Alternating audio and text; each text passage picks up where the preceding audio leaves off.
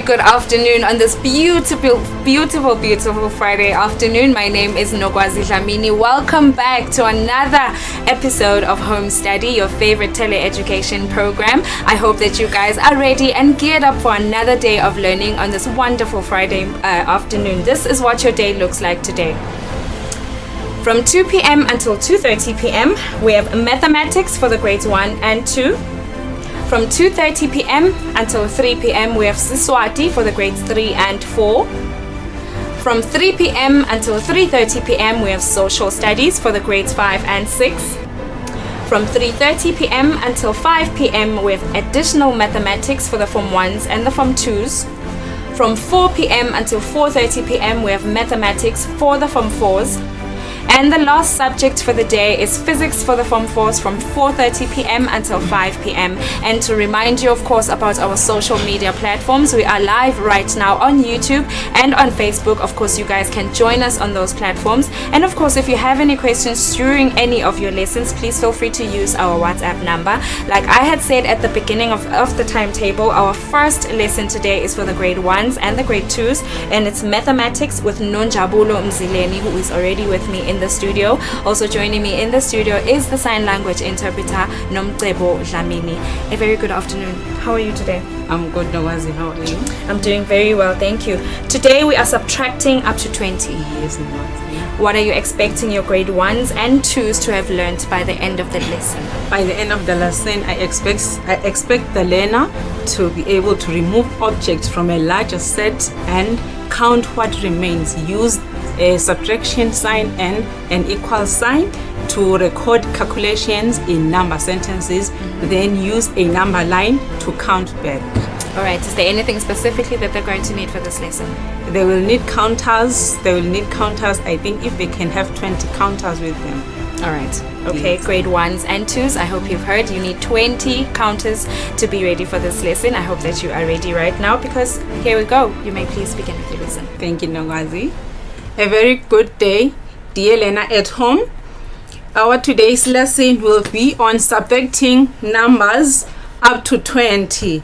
And the indicators of success for the learners should supposed to know by the end of the lesson are: the learner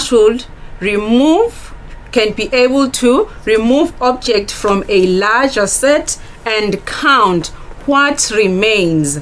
They will answer questions such as 5, take away 3, use subtraction sign and equal sign to record calculations in number sentences. Solve simple subtraction problem with numbers from 0 to 20, then use a number line to count back. Dear learner at home, I expect you to have these with you. Counters, 20 counters, as Nogwazi has already said, pencil, an eraser, and an exercise book.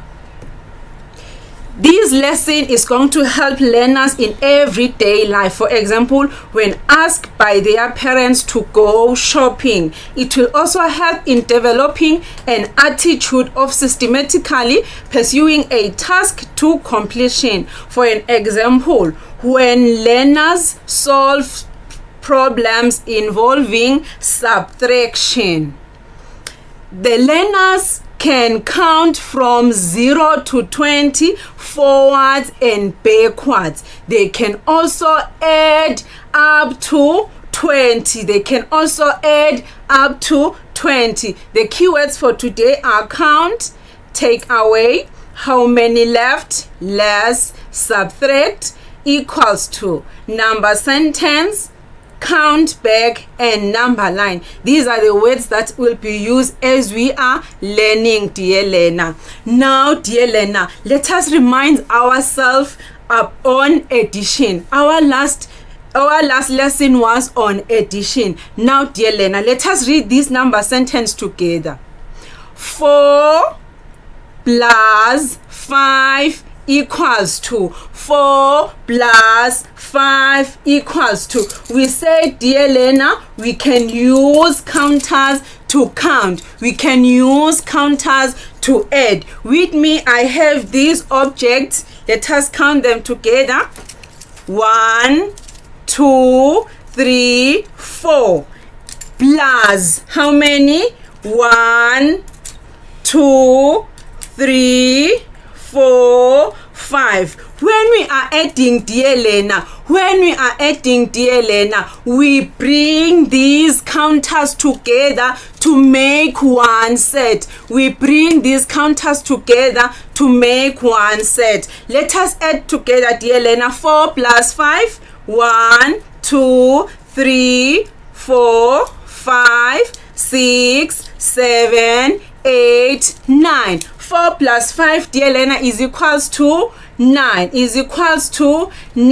Very good, dear Lena. We can also add using count on. You can also add by counting on. When you are adding by counting on, dear Lena, you look for the bigger number. Let us read this number sentence.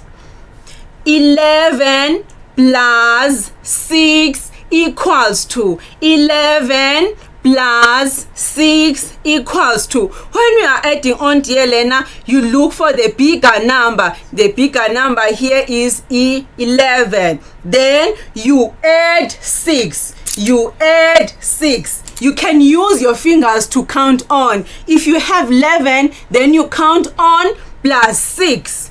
From 11 we go to 12, 13, 14, 15, 16, 17. Very good, dear Lena. Which means 11 plus 6 is 17. And dear Lena, on our today's lesson, we are going to be subtracting. When we are subtracting, dear Lena, you take away. You take away objects. Let us look at these objects together. How many objects are here, dear Lena? Let us look at these objects together.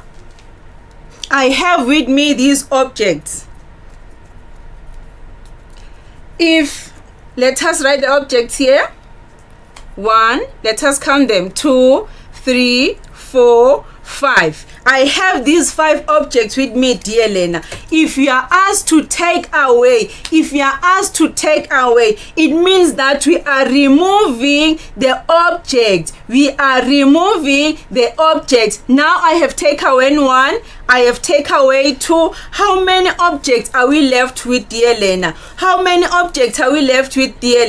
We are left with only 3 objects. If you take away 5 objects from 3, if you take away 2 objects from 5 objects, we are left with how many? 3. Okay, dear Lena. Now with me, I have this exercise. It's an activity 1. It says write the correct number in the boxes. 3 take away 2. 3 take away 2. When you are taking away, dear Lena, you always take away the smaller number from the bigger number. You take away a smaller number from a bigger number. The smaller number here is 2. I have these objects with me here, dear Lena. How many objects are here? Let us count them. 1, 2, 3. There are 3 objects. Now, dear Lena, let us take away 2 objects and see how many objects will be left. Let us take away 2. 1, 2. If I take away 2 objects, how many objects am I left with? I am left with only 1 object. When we are taking away, what are we doing? We are subtracting. Very good. Now let us write the number 1 in the box. Good, dear Lena. Let us read this. 10 take away 5. 10 take away 5. I have the object with me. Let us count them together, dear Lena. 1, 2, 3, 4, 5, 6, 7, 8, 9, 10. I have these 10 objects with me, dear Lena. I have these 10 objects with me, dear Lena. If I take away 5 objects, how many objects will be left? 1, 2, 3, 4, 5. How many objects are left now, dear Lena? Let us count them together. 1, 2, 3, 4, 5. We are left with only 5 objects. Very good. We were taking away, which means that we were subtracting. We are left with 5 objects. Thank you, dear Lena. Now, dear Lena, let us look at this. It says count the crossed out picture and say how many are left. Count the crossed out picture and say how many are left. How many objects are here all together? We have 3 objects. Then we take away how many objects? How many objects has been crossed here? 1 object. We take away 1. If you take away 1 object, how many objects are we going to be left with? We are left with only 1, 2 objects. We are left with only 1, 2 objects. If we take away 1 from 3, we are left with 2. Now, dear Lena, let us count the number of objects here. How many are they? 1, 2, 3, 4, 5, 6, 7, 8, 9, 10, 11, 12. We have 12 objects here. 12. Take away how many? How many objects are taken away here, dear Lena? How many objects are taken away here? Is there an object that has been crossed? No, nothing has been taken away, which means that 0. We take away 0 objects. If you take away 0 objects, how many objects are going to be left with? We are going to be left with 12 objects because we didn't take away anything. Very good, dear Lena. And here, dear Lena, when we are taking away, dear Lena, we use a subtraction sign. We use a subtraction sign, which is a minus sign, to show that we are taking away or we are subtracting. Here we said we have 3 objects minus, which means we are taking away how many? 1. And how many are we left with? We are left with 2. Equals to 2. This equal sign tells us that we are left with 2 objects that are not taken away. Very good, dear Lena. Now let us subtract the crossed out pictures. Here I have this set with me. When we are subtracting, we subtract from a larger group. Here, dear Lena, we start by counting the number of objects all together. How many are they all together? 1, 2, 3, 4, 5. There are 5 objects all together. Minus. We said when we are minusing, when we are subtracting, we use a minus sign, which tells us that we are taking away. How many objects are crossed here? 1, 2. There are only 2 objects that are crossed. We take away 2, which is equals to how many objects are not crossed now? 1, 2, 3 equals to, the equal signs tell us that there are objects that are not crossed, and how many are they? They are 3 from the larger set. I have this activity again, dear Lena. Let us count the objects together. We are saying when we are subtracting, we subtract from a larger set. We start by counting the number of objects all together. How many are they? 1, 2, 3, 4, 5, 6, 7, 8, 9, 10, 11, 12, 13, 14, 15. There are 15 objects. Minus, take away how many objects? How many objects are taken away? How many objects are taken away? Let us count them, dear Lena. Let us count the objects that are taken away. 1, 2, 3, 4, 5, 6, 7. There are 7 objects. 7 objects. And equals to how many objects are left when we take away 7? Let's count them. 1, 2, 3, 4, 5, 6, 7, 8. There are 8 objects. Now I want us to read the number sentence together. 15 minus 7 equals to 8. Equals to 8. Very good, dear Elena. Now I want us to read this word problem. I want us to read this word problem. We are going to draw pictures to work out the answers. Ibe has 6 eggs in a tray. Here are Ibe's eggs. 1, 2, 3, 4, 5, 6. And Malesi eats 2 eggs. She eats how many eggs? 1, 2. How many eggs are left? Let us count them. 1, 2, 3, 4. There are 4. Now I want us to write a number sentence to show this subtraction number sentence. We said Malesi has 6 eggs. Then Malesi eats. Take away how many eggs from the 6? 2. And how many eggs are we left with? We are left with 4. We are left with 4. We have 6 minus 2 is equals to 4. Thank you, dear Lena. Now I want us to use a number line to subtract the numbers. Let us read the number sentence here. 6 minus 4 equals to. When we are subtracting using a number line, we start by looking at the bigger number. Which number is big here? 6. Then we count back. We count back because here when we are subtracting, the number becomes less. We count back how many times? 4 times. Let us count back. 1, 2, 3, 4. Where you are going to end is going to be your answer. And here the answer is 2. The answer is 2. Now I want us to do this one together, dear Lena.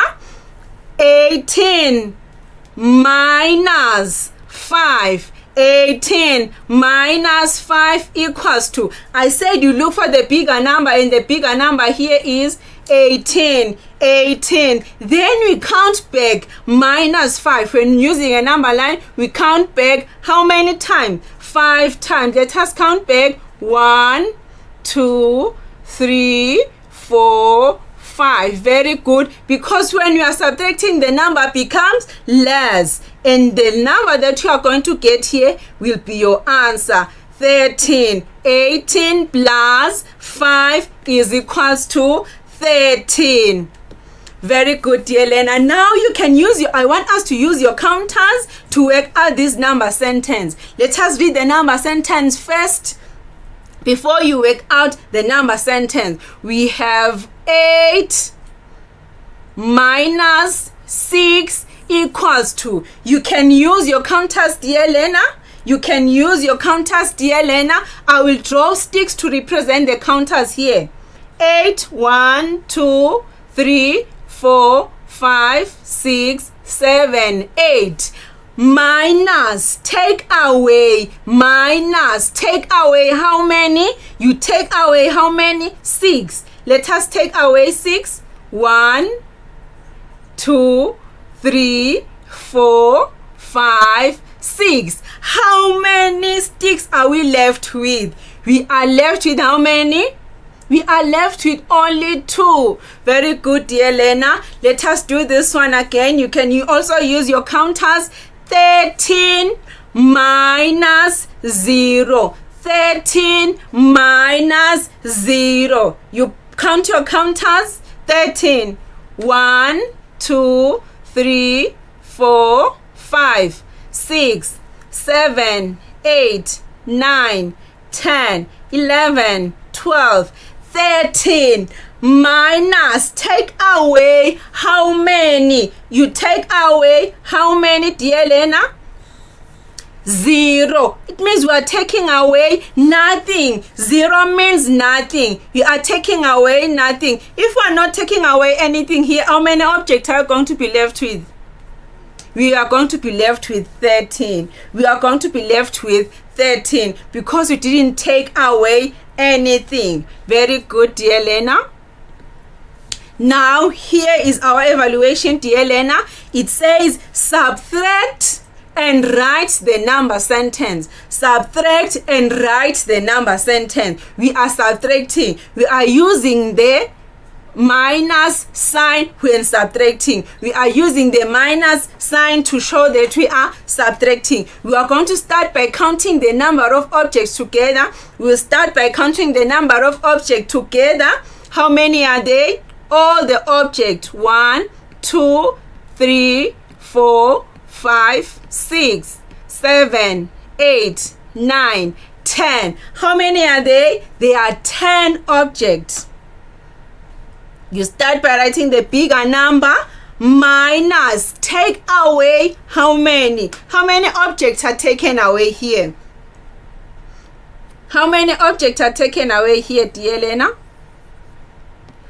Let us count them. 1, 2, 3, 4. There are only 4 objects that are taken away. Minus 4. Minus 4 equals to how many objects are left when you take away 4? How many objects are left when we take away 4? Let us count. 1, 2, 3, 4, 5, 6. We are left with only 6 objects. Now let us read the number sentence together. 10 minus 4 equals to 6. 10 minus 4 equals to 6. Now let us use a number line to subtract the numbers. We are going to start by reading the number sentence. 20 minus 2. 20 minus 2. And we said when we are subtracting using a number line, we count back. You look for the number 20. Here is number 20. Then we count back how many times? 2 times.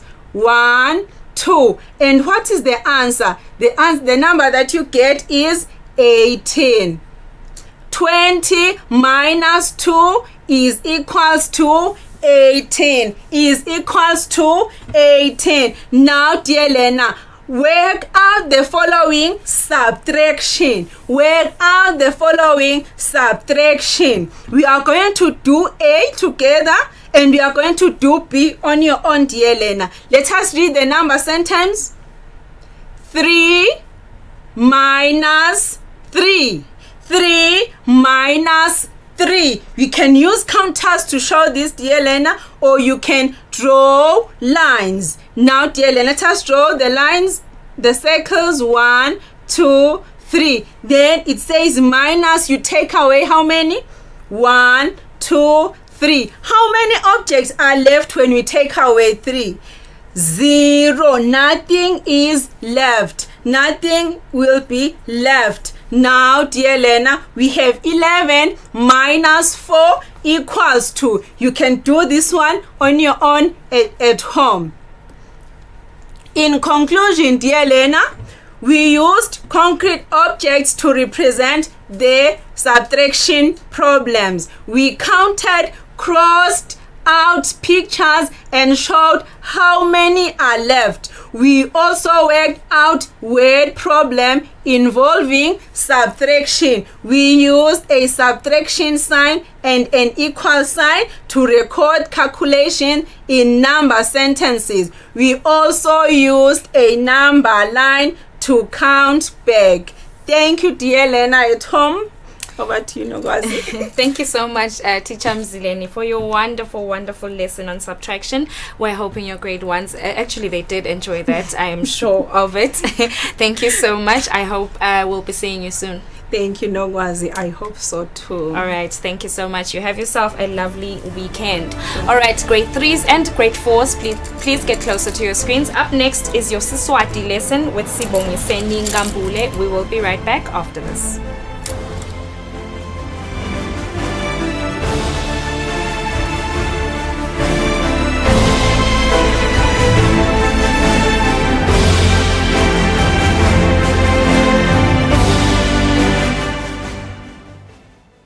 At it again, once again, what it is, it's the biggest, the dopest, the freshest. The biggest, the dopest, the freshest, the sickest. It's the illest. Illest. It's the biggest, the dopest, the freshest, the sickest, the illest. Entertainment show on your TV screens is TBD. Welcome to it, ladies and gentlemen. It is the Beatdown.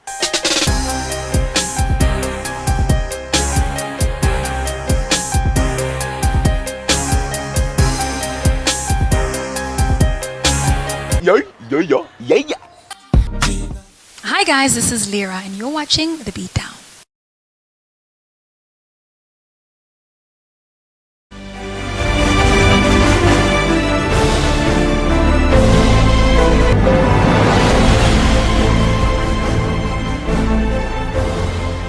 Ngokuvusele mbukeli ngiphinze ngikwemukele ehlelweni lakho loluthanthako elokufunza usekhaya e-home study. Ligama lami nginokwazi ngwakadlamini kanti kulesikhathi samanje sitawufunza Siswati selibanga lesithathu kanye nelibanga lesine kanye naye Sibongiseni Nkambule lo savele anami etindlini tekusakada. Unjani namuhla msuthu? Ngiyaphila sisu njani? Ngiyaphila nami. Namhla sethula umsindvo nje. Yes. Okay, ubheke ukuthi umfundisi wakho ekhaya abe afundzeni ekupheleni kwalesifundo. Singakafiki kubheka ukuthi sibheke ukuthi abe afunze ini, sicela kubuka bomcoka baso lesifundo ukuthi lesifundo simcoka ngani kuye. Umfundisi ekhaya sitamsita umfundisi ukuthi akhone ukubhala nekufunza emagama lana lomsindo lesitawufunza namuhla. Okay ke okay Sibongiseni ke ubheke ukuthi umfundisi wakho abe afundzeni ekupheleni kwalesifundo. Ekupheleni kwalesifundo umfundisi ubhekekile ukuthi akhone kuhlukanisa umsindvo nj nemsindvo nj. Kwesibili kubona nekusho umsindvo nj emagameni laniketwe wona. Kwesithathu kufunza nekubhala kahle umsindvo nje. Okay, siyabonga Sibongiseni. Sethembe ukuthi umfundisi wakho ekhaya sovele usilungisele isifundo sakho. Ngicabanga ukuthi ungaqala ngesifundo sakho. Kwaphinze kwaba imfokodo umfundisi wami welibanga lesithathu nelibanga lesine kuthi ngibe kanye nawe namuhla esifundweni sanamuhla. Utawuchubeka mfundisi wami ungiphathele lokhu lesihlala njalo sikucela incwadi yakho Siswati sami uphinze ungiphathele ipheni yakho noma ipenseli yakho yekubhala. Sasiyangena mfundisi wami esifundweni sethu sanamuhla. Utawukhumbula mfundisi wami ukuthi ebangeni lesibili pheceleti leli lesilibita ngekuthi ngugrade 2 ufunze umsindvo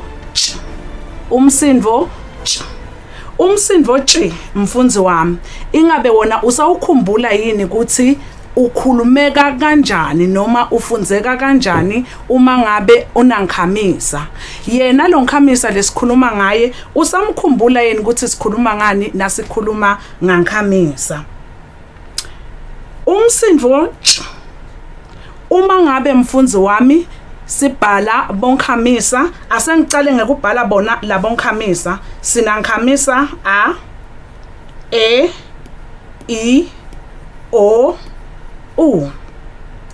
Uma sesiufunza umsindvo ch kuze kuthi akhone kukhuluma ngoba sasho sathi umsindvo awukhulumi uma ngabe ude labonkhamisa labasihlanu ufundzeka athi cha je G cho chu asiphinze sikhumbutane mfundisi wami sifunze kanye kanye ja je chi cho chu ingabe likhona inwena ligama lolikhumbulako lelinalomsindo lami likhona mfundisi ligama lelithi tshani nawe ngiyati ukuthi likhona lakho lolicabangako tshani mfundisi wami linawo lumsindvo ch Asasibuke mfundzi wami tithombe letina lamagama umsindvo ch.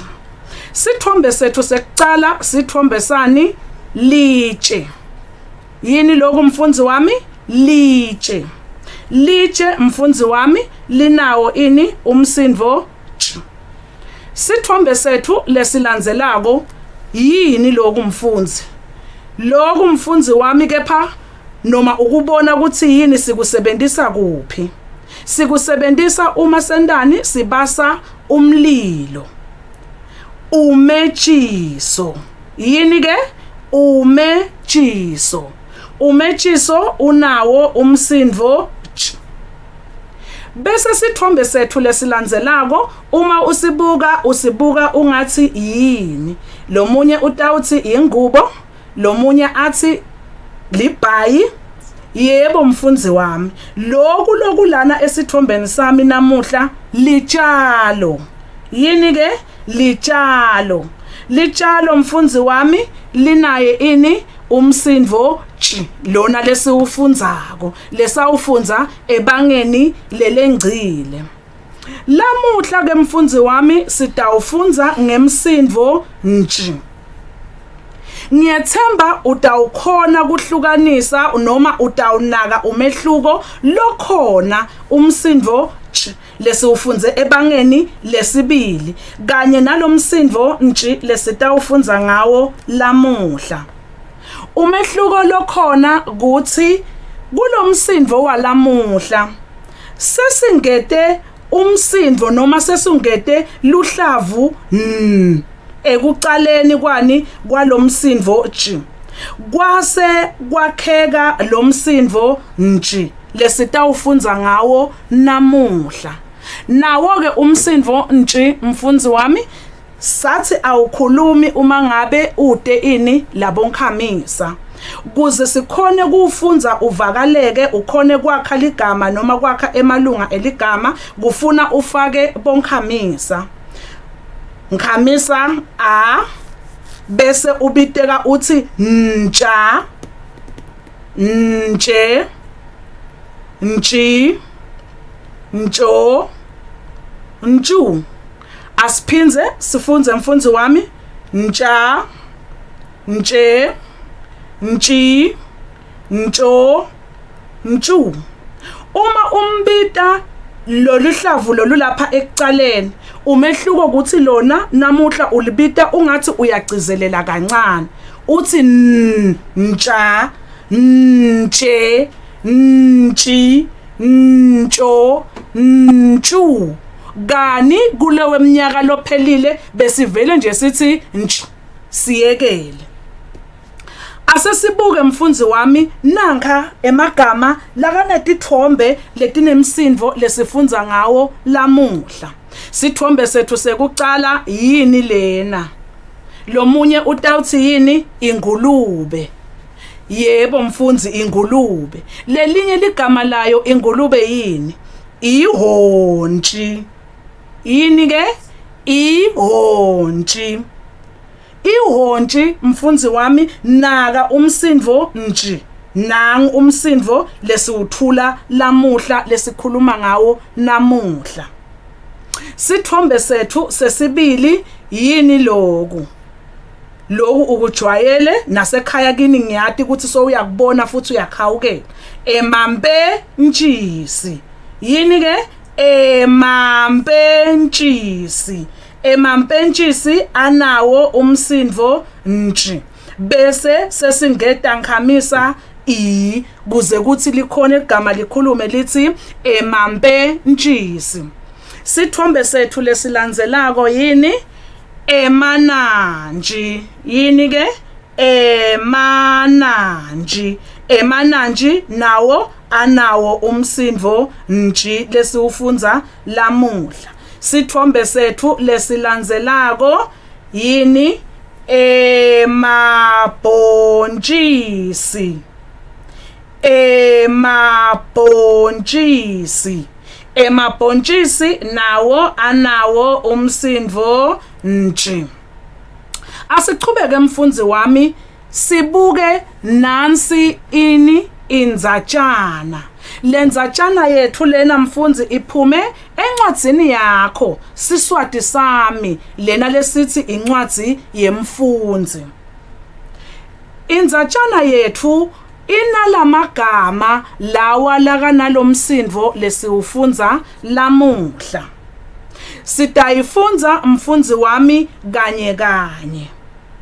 Inesihloko lesithi bafana basenjanini. Bafana bakuphi basenjanini. Asasiyifunze mfundzi wami sikanye kanye. Bokhaya nasive bafana basenjanini. Nababuya esikolweni labafana benga emakethe kumake njingila. Bathenga emananji nemampentshisi. Babese bayibeka kahle injinji yabo. Bathi bangefika ekhaya badlale imintshingo. Badlala nemidlalo wekuntshuza. Bayacaphela nabantshuza kuthi bangalimali. Asesiphindze ke mfundzi wami siyifunze indzaba yethu. Sisayifunza ke nyalo indzaba yethu noma singakafiki lapha khona sikhipha khona emagama. Asesicale sente njani siyihlatiye. Sicale ngaso sihloko lesithini bafana basenjanini. Lapha kuyasivetela ukuthi sinebafana lababili bakuphi basenjanini. Njanini indzawo. Bobani emagama abo Bokhaya nasive. Sithi bakuphi basenjanini. Labafana bathi njalo nababuya esikolweni benga kuphi emakethe.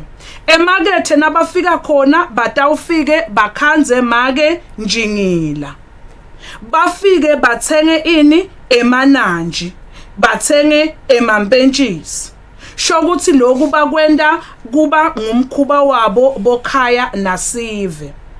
Bathi bangathenga emampentshisi abo bese bayifaka injinji yabo kuphi ekhikhini. Bayibeka kahle injinji yabo. Bathi bangafika ekhaya badlale phela bantwana bayakudzinga kwendani kudlala. Bafike badlale imintshingo. Badlala nemidlalo wani wekuntshuza. Bayacaphela ke Bokhaya nasive. Benda njani bayacaphela nabantshuza ngoba abafuni kwendani kulimala. Bayacaphela ukuthi bangalimali. Nawe ngiyakubona uyafuna kuphuma nje nyalo uyodlala kuntshuza. Kuntshuza kumnanzi kepha ubocaphela mfundzi wami ekhaya. Asake nyalo sikhokhe onke lamagama lawa lana lomsindvo lesiufunza namuhla. Sicale ngaso sihloko sethu bafana basenjanini. Bokhaya nasive bafana basenjanini. Nababuya esikolweni labafana benga emakethe kumake njingila. Bathenga emananji nemampentshisi. Babese bayibeka kahle injinji yabo. Bathi bangafika ekhaya badlale imintshingo. Badlala nemidlalo wekuntshuza. Bayacaphela nabantshuza kuthi bangalimali. Ngiyathemba mfundzi wami sewuwabonile emagama sesiwakhiphile onke lakanalomsindvo nje lesifunza ngawo lamuhla. Asesiwabuke ke sesiwabeke odvana angasekho endzabeni yethu. Emagama lanemsindvo nje. Ligama lekucala njanini. Njanini. Njingila.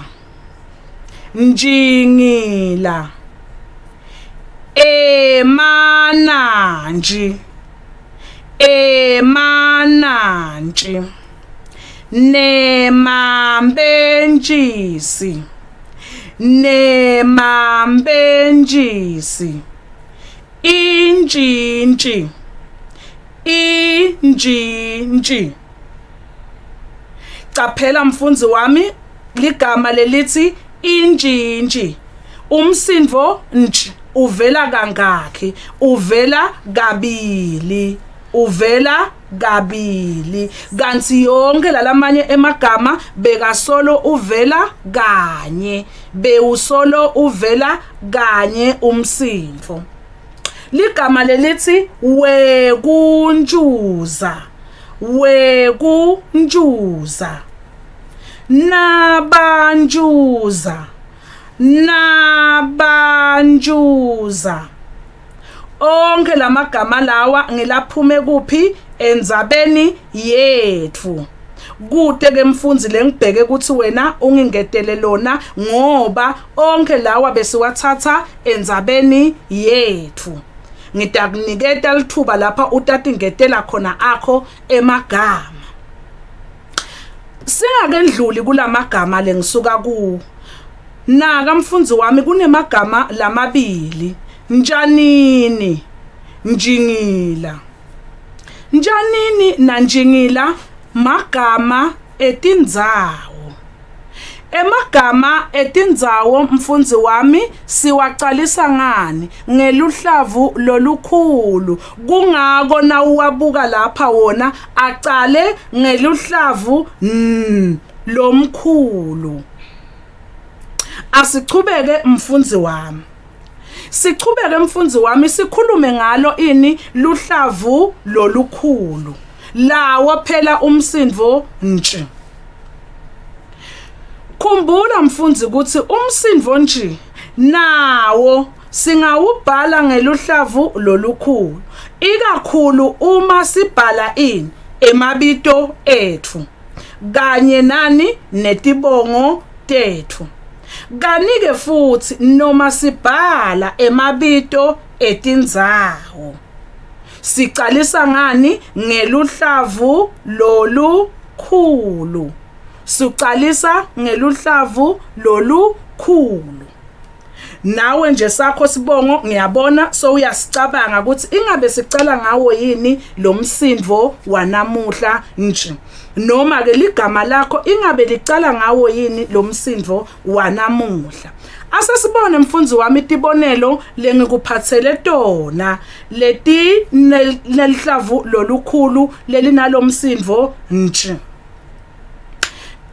Asesibuke emabito ebantfu.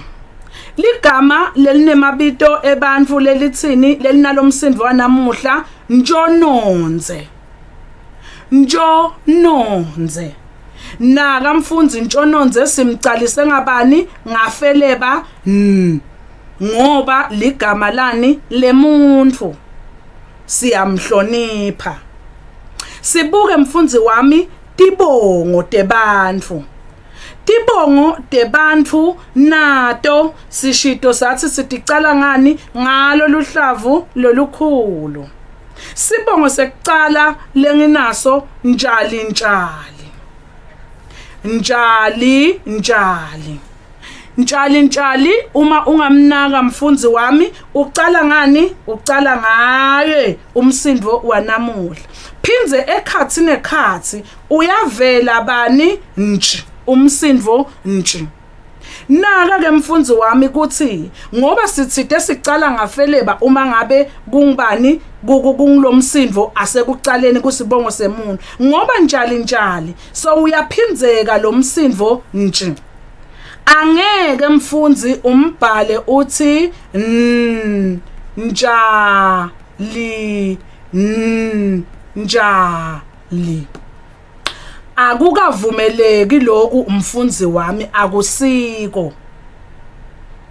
Awuphinzi lelihlavu lelikhulu lelingini bese ulibhala kuphi? Ekhathi. Awuphinzi bese ulibhala kuphi? Ekhathi. Lichubeka libe kuphi? Lapha ekucaleni. Sibongo lesilandzelako Ntshangase. Ntshangase. Ngiyambona nje nyalo wakaNtshangase uyajabula ukuthi naye sibongo sakhe sicala ngalomsindvo. Lesinye sibongo lesilandzelako Ntshakala. Nawe nawakaNtshakala jabula sibongo sakho sicala ngani ngafeleba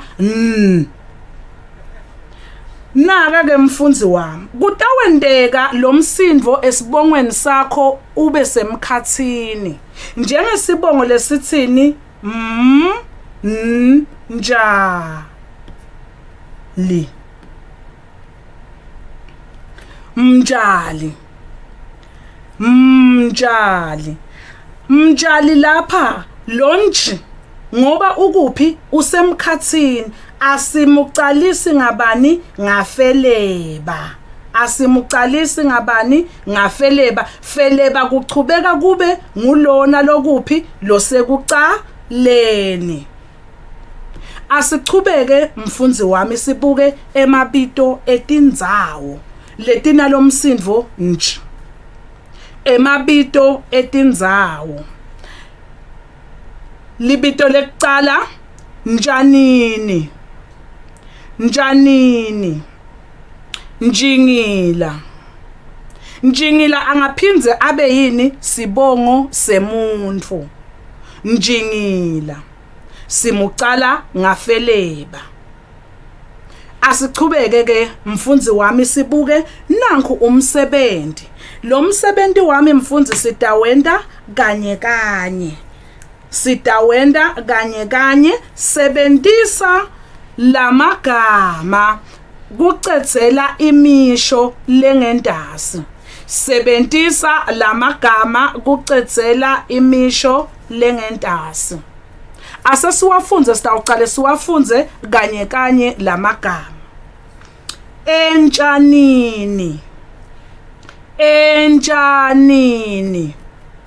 Injinji. Injinji. Emananji. Emananji. Njuza. Njuza. Emambenjisi.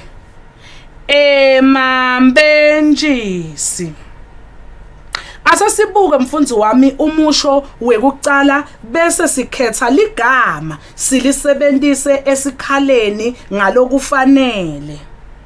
Ligama umusho wekucala uthi velile uthenge emakethe. Velile uthenge emakethe. Velile uthenge emananji.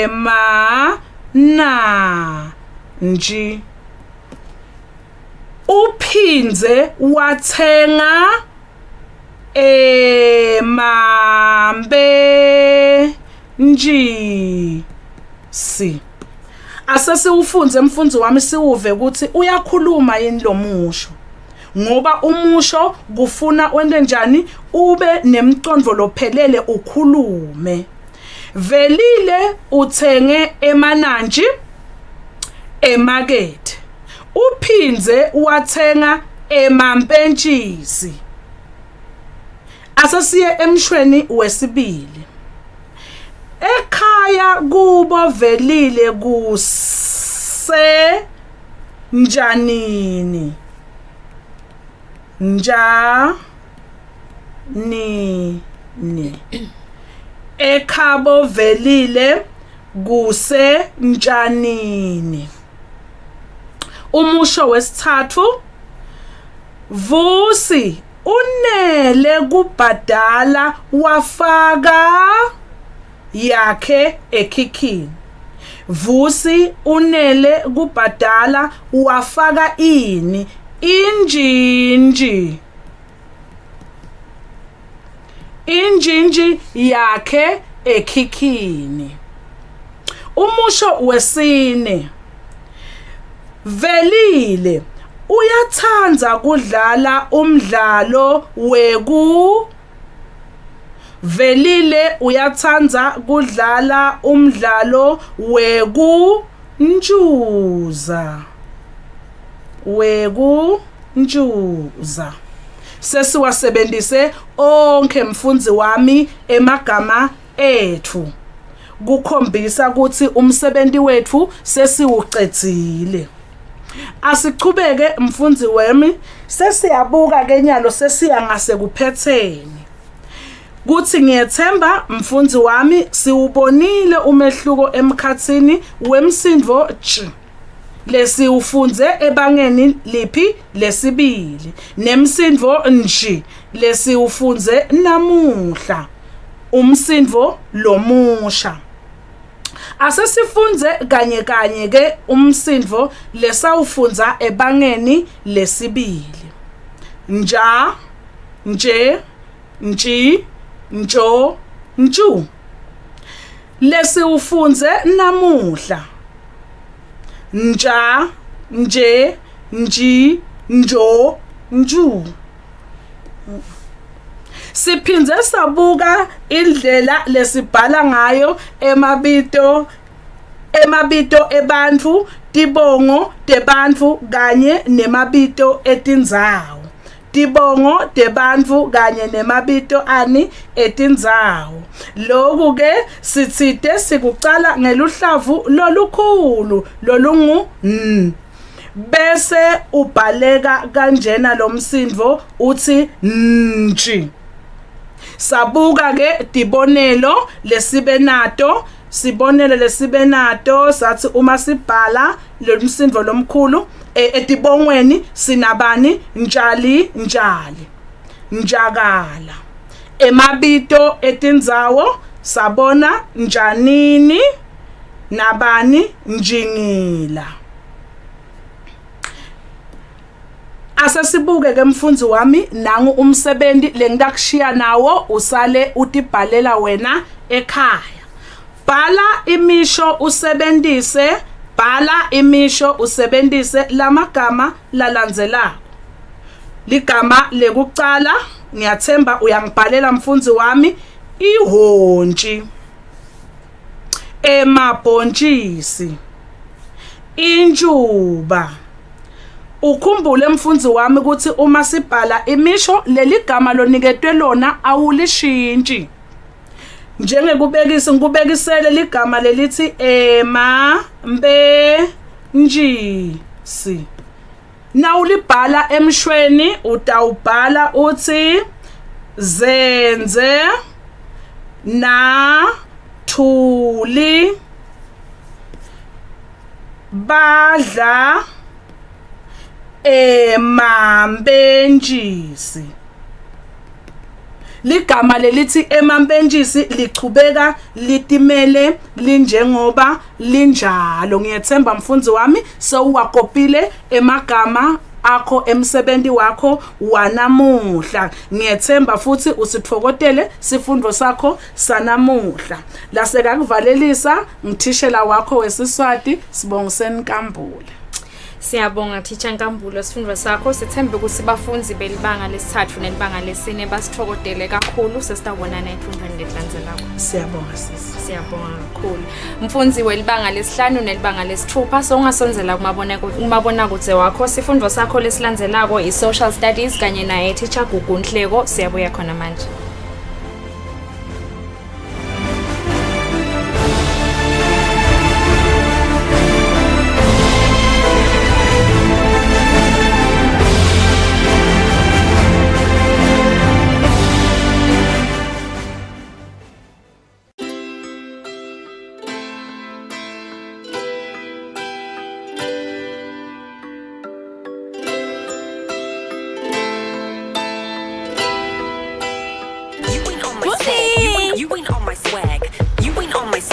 Swag radar. Hey girlfriend, call me. Hey, my name is Gigi Callahan. And Gigi's a movie star I haven't seen in my life. I can't really say hello everyone. This is who I am. But let's go. You want a piece of me? Yeah, you know you wanna. With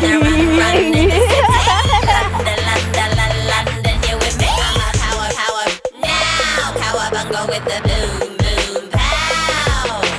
You ain't on my swag radar.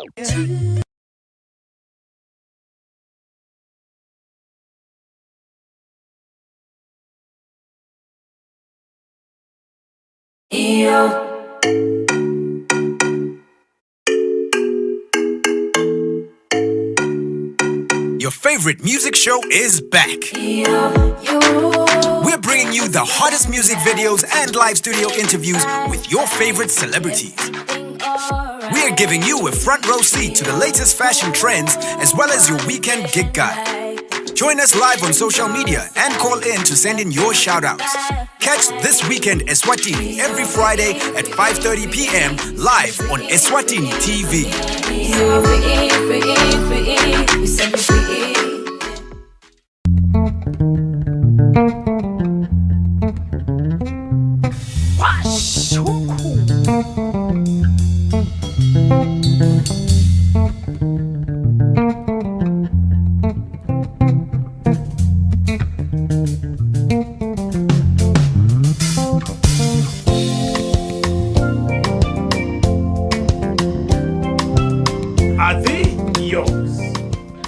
Ngabukela ke washa umkhukhu every Sunday at 3 p.m.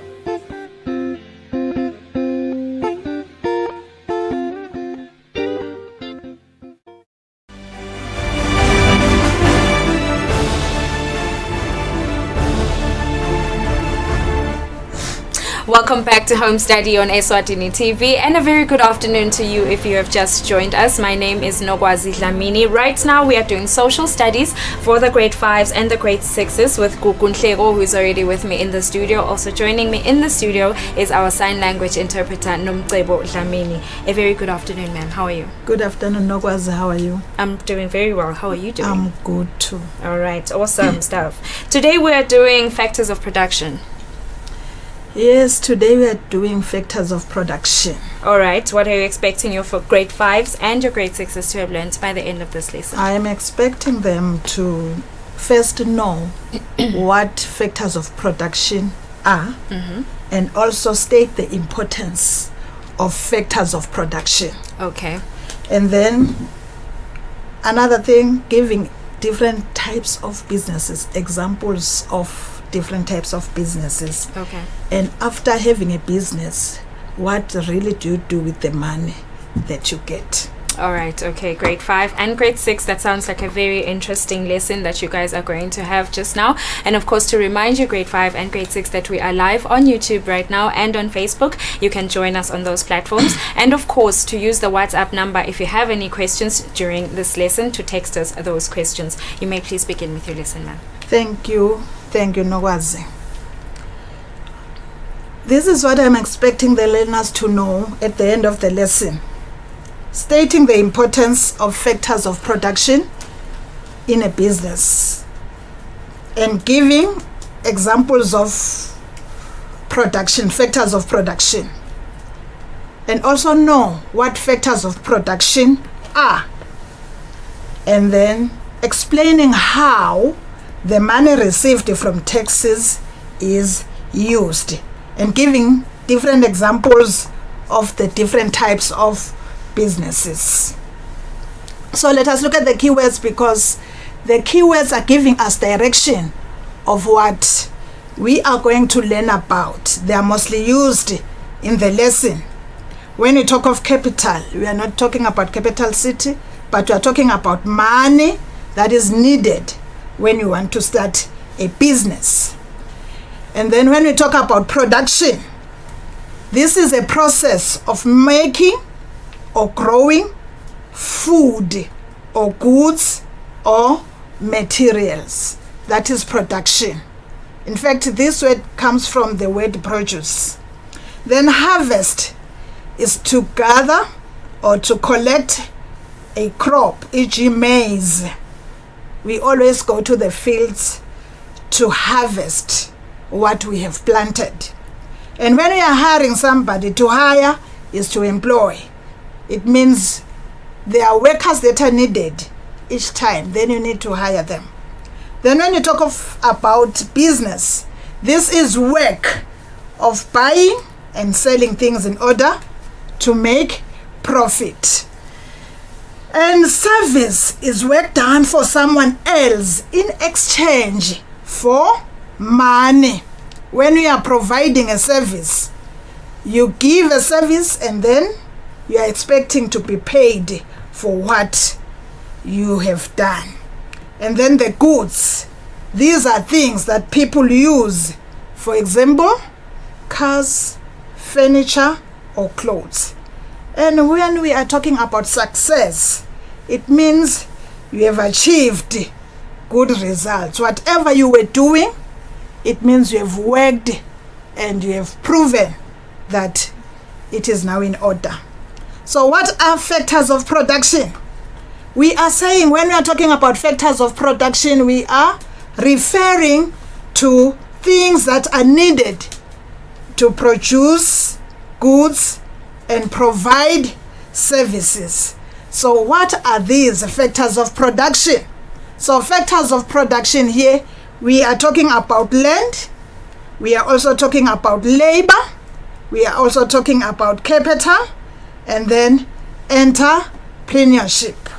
As you look at this picture, we are looking at this factor land, and then we're looking at some of the things that are done on the land. And as you look at the picture, you can tell that they've grown some potatoes. So the potatoes are grown on the land, and then they are taken and sold somewhere, or you eat them. Then you talk about labor. You can see that people, they are carrying something which is heavy. It means these people are earning.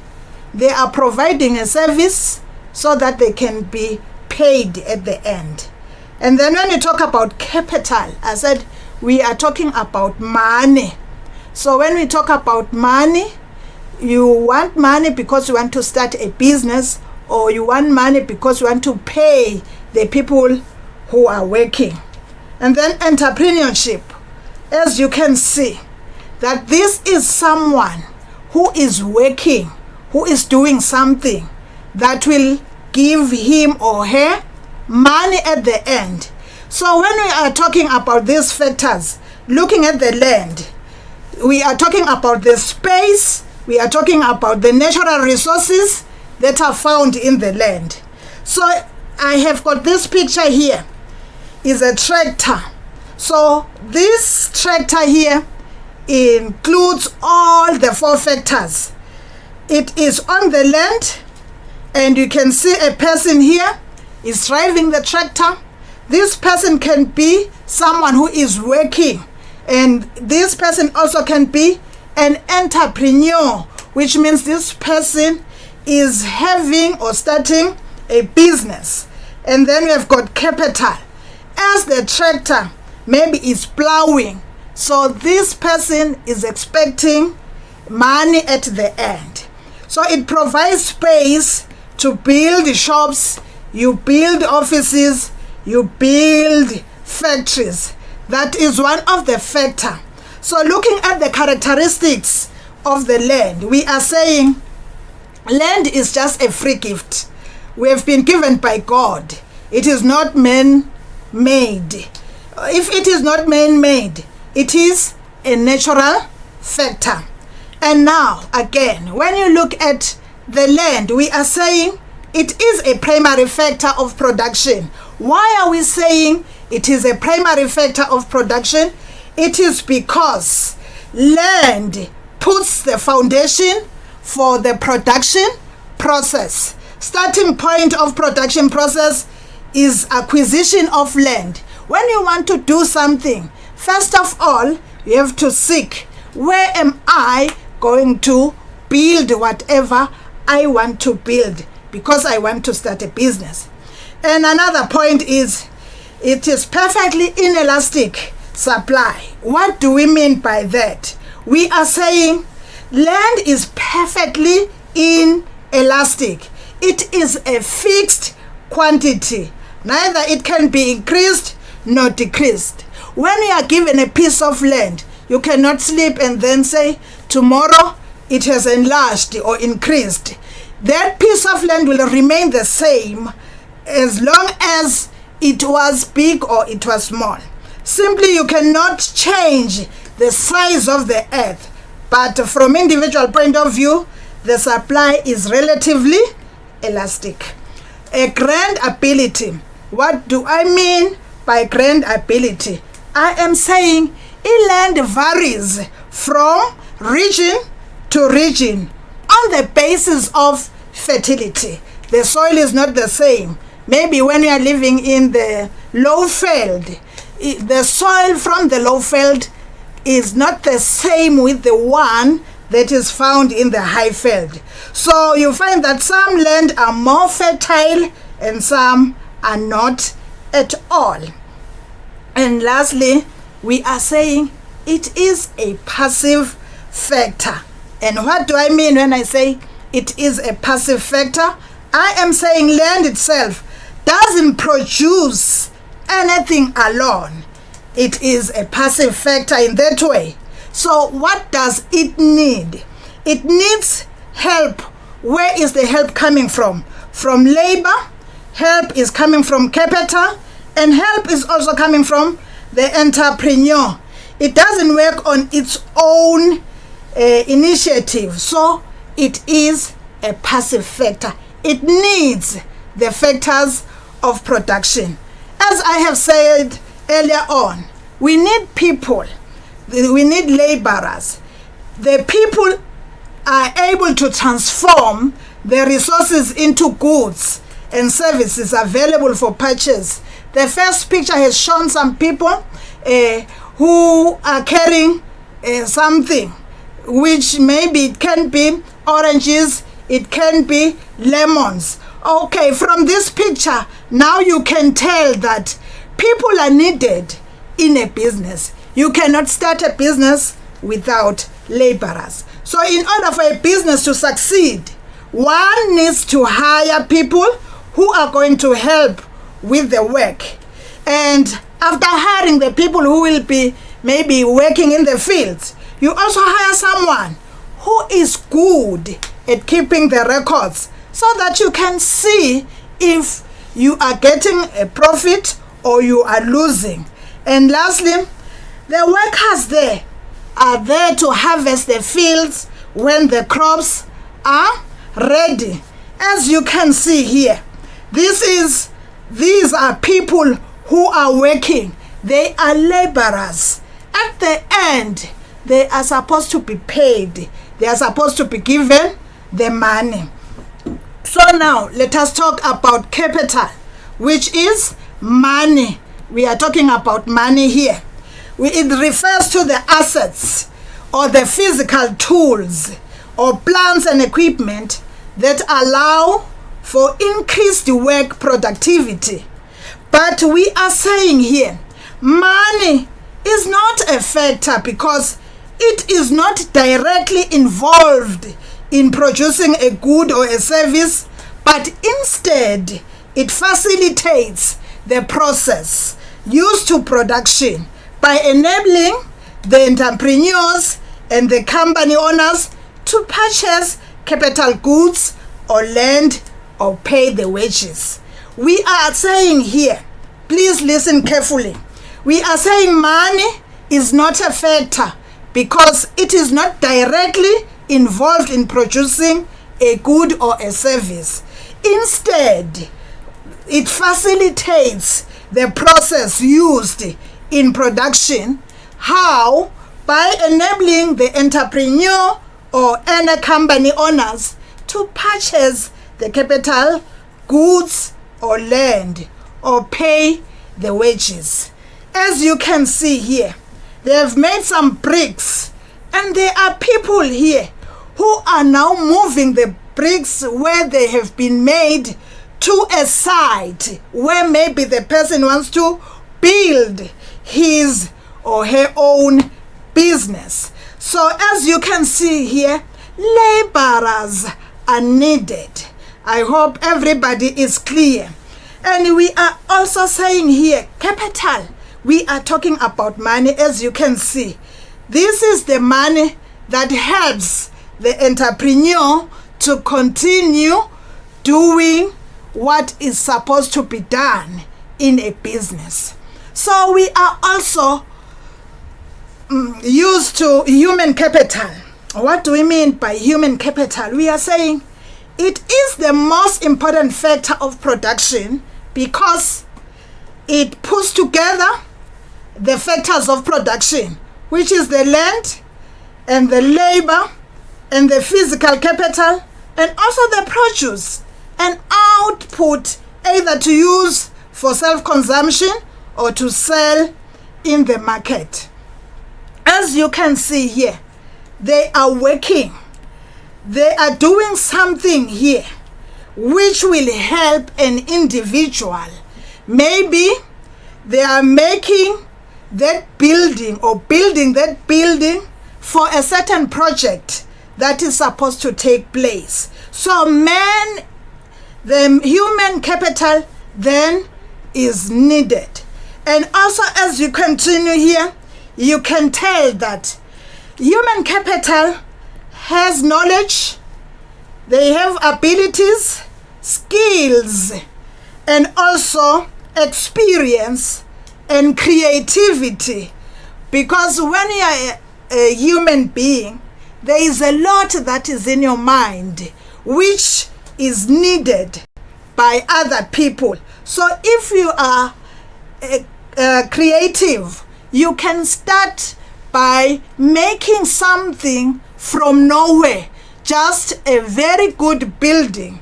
For those that are architects, I think they are very good in doing what they are doing. So now let us look at the last one, which is the entrepreneurship. We are saying this is the idea or motivation for creating a valuable good or a service for the people. A person here who starts and plans a business is referred to as an entrepreneur. So we are saying an entrepreneur develops a business plan. He looked for a land and then he hired people to work and then he borrows money from the bank or keep money from his or her savings. And then this entrepreneur, then his duty or her duty is to bring the factors of production together. As you can see here, these are entrepreneurs. This lady here has a shop, clothing shop. So you can see maybe she is a sewer, is a dressmaker. It means now she is looking at her craft. She wants to sew a dress, but before sewing the dress, she has to draw the pattern in order for the dress to look good. And this is the entrepreneur here. As we said, human capital now is giving the knowledge that he is having to the people who are watching him. Importance of factors of production. We are saying here, factors of production are the resources used in creating and producing a good or a service and are the building blocks of an economy. Factors of production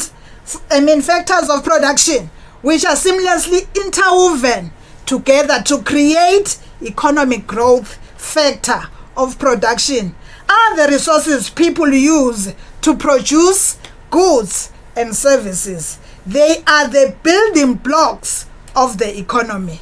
They are very important for a business because the business needs a site where work will take place. You cannot think of a business before looking at the place where you want to build your business. Also, when you are thinking of a business, you also need workers who will produce the goods and provide service for the people who will come. And again, we are saying they need money to start the business. So money is very important to start the business and also for paying for the land and also buying the machines and also paying for the workers who are working in that business. And lastly, someone who will develop this business and bring together the other factors of production. We call that person an entrepreneur. So, as I have said earlier on, that we are saying factors of production are very important, but you cannot have the factors of production without thinking of the different types of businesses that you want to have. And here we are looking at the trading business. What do we mean by the trading business? We are saying these are businesses that sell goods. Let us look at this man here. He has gone to the market to buy. And when he is buying, there is someone who is selling to him. This is work that is supposed to be done by everyone who is living here on planet Earth. And now, as we are saying, we are having the service business. As you look at this picture, we have this security guard. This man is being paid for making sure that there is no robbery that is taking place when they are busy at the court. So this is the work that people do for others in exchange for money. He is not just standing there for sweet nothing, but he is standing there because he is providing service, and in return he is going to be paid for that. And now we are having this last one, which is the manufacturing business. These are those businesses that make goods. Examples are businesses that make clothes and furniture. Some goods are being manufactured in factories. Factories are big places where many workers use machines to make goods. For instance, Matsapa, we've got a lot of factories there. They make goods. People who own small manufacturing businesses usually make their items by hand or using some tools. People who own small manufacturing business, I have said that they used hands and they also used tools. Manufacturing businesses support trade businesses. So without manufacturing businesses, there would be no trading business, because trading business works hand in hand with the manufacturing business. As you can see here, you can go and plow maize, but if you want to cook porridge, you can't cook the maize that you have got. You have to take the maize to the maize mill so that it becomes meal. And also, you have got a house building here. You cannot sleep outside when there are people who can help you by building this structure for you. And as you have got the business, you must also know that the business comes with a pocket whereby you have to pay tax. So what is tax? We are saying tax is money that is paid by people to the government. Money that is paid by people to the government. So we have got different types of taxes.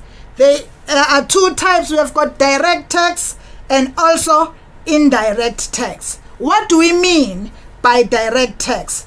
Direct tax involves a direct relationship, the taxpayer and the authority to whom they are paid. And the taxpayer pays the government directly. For instance, we have got income tax and graded tax. So what is graded tax? We are saying people pay graded tax all people who earn an income, they pay graded tax. And just imagine, they pay only 18 emalangeni the whole year. Because you are good in maths, then you can calculate how much per month are you supposed to pay when you are working.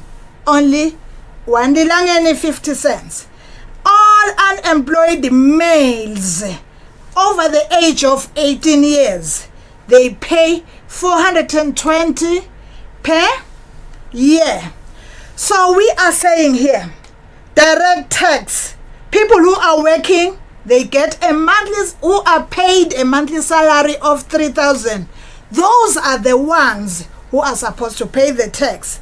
And people who are self-employed, don't run away and say, I will open my own business, thinking that by opening your own business, you won't pay tax. You will pay tax, even if you have got your own business, like private doctors and lawyers. And the traders, those who are shop owners and bus owners, they also pay tax, which means in each and every business, tax is there. So big companies, they pay also company tax, which is a tax on profit. Okay, now we are saying these are indirect tax. We are saying these are taxes paid on goods and services. They are added to the cost of the goods and services. Examples of indirect taxes are sales tax and customs duty tax. These kind of taxes that are charged on goods and services, they are sold to the consumer, and the seller and the goods or service then sends this money to the government. The import tax, not export tax, but the import tax or duty, this kind of tax is paid on goods bought outside Eswatini. So the import tax, we are saying the following countries: South Africa, Botswana, Namibia, Lesotho, they belong to an organization which is called SACU. They have agreed that they have free interchange of goods between themselves. So when you return to Eswatini, maybe you have visited your cousin in South Africa or Botswana or any other country, you are being given a form at the border post. And what is this form for? You are required to indicate on the form how much you have spent on different items. So it is very, very important that you provide the information required, because this will help when the countries divide the taxes among themselves. So goods imported into the country which do not come from SACU, goods bought by ordinary sources outside Eswatini, cost more than 1,000. And lastly, we are saying, what do we use this money for? The tax that is being collected, salaries of government workers are being paid using the tax money. They also pay for free primary education, or they buy machinery. In conclusion, so I will just read the questions for you and then you will answer them at home. What are factors of production? Then you will give the answer. Why is entrepreneurship important? And how does the government use the tax money for? Money is not important in a business. Do you agree with the statement? Support your answer. Thank you. Thank you very much, Teacher Nhleko, for your very lovely lesson on factors of production. We're hoping your grades 5 and your grade 6s enjoyed it, and we'll be seeing you soon, I'm sure, for more social studies. Thank you, ma'am. Thank you so much. Form 1s and Form 2s, please get closer to your screens. Up next is your lesson, Additional Mathematics, with Mr. Wandile Sakolo. We'll be right back after this.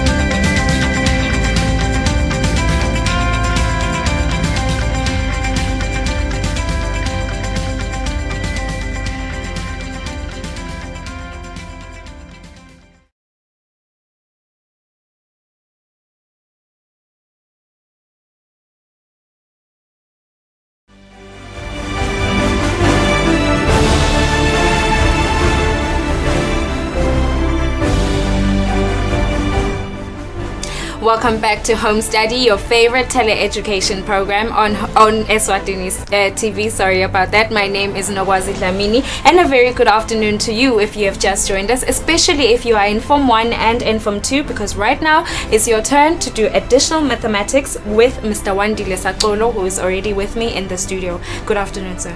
Good afternoon, Nogwazi. How are you doing today? I'm fine. How are you? I'm doing very well, thank you. Today we're doing indices, Yes, right? yes. What are you expecting your Form 1s and your Form 2s to have learned by the end of the lesson? I'm expecting to be able to write numbers in index form, to be able to multiply powers of the same base, and also to be able to divide powers of the same base. All right, okay, thank you so much for that, Mr. Sakolo. Form 1s and Form 2s, I hope you are ready for your lesson. And of course, to remind you that we are live right now on YouTube and on Facebook, Form 1s and Form 2s. You may join us on those platforms. And of course, to use the WhatsApp number to text us any questions that you might have on this particular lesson. You may please begin with your lesson, sir. Thank you so much. Indices, generally we use them as they are in large numbers, e.g. in banks and also in the country's population figures. In the country's population figures, and some extreme numbers.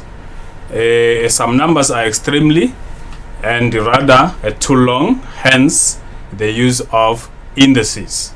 Basically, indices are the short ways, the short forms. Basically, they are the short ways of writing numbers. Let's say we have a 3 times 3 times 3 times 3, which we have 3 multiplying by itself how many times? 1, 2, 3, 4, which will give us 3 to index 4. And the whole thing, we call it a power. And we have 3 as a base, and also we have 4 as an index, which tells us how many times does 3 multiplies itself. In short, 3 to index 4, it is the 4th power of 3. It is the 4th power of 3. And then we also use indices when we are dealing with algebra.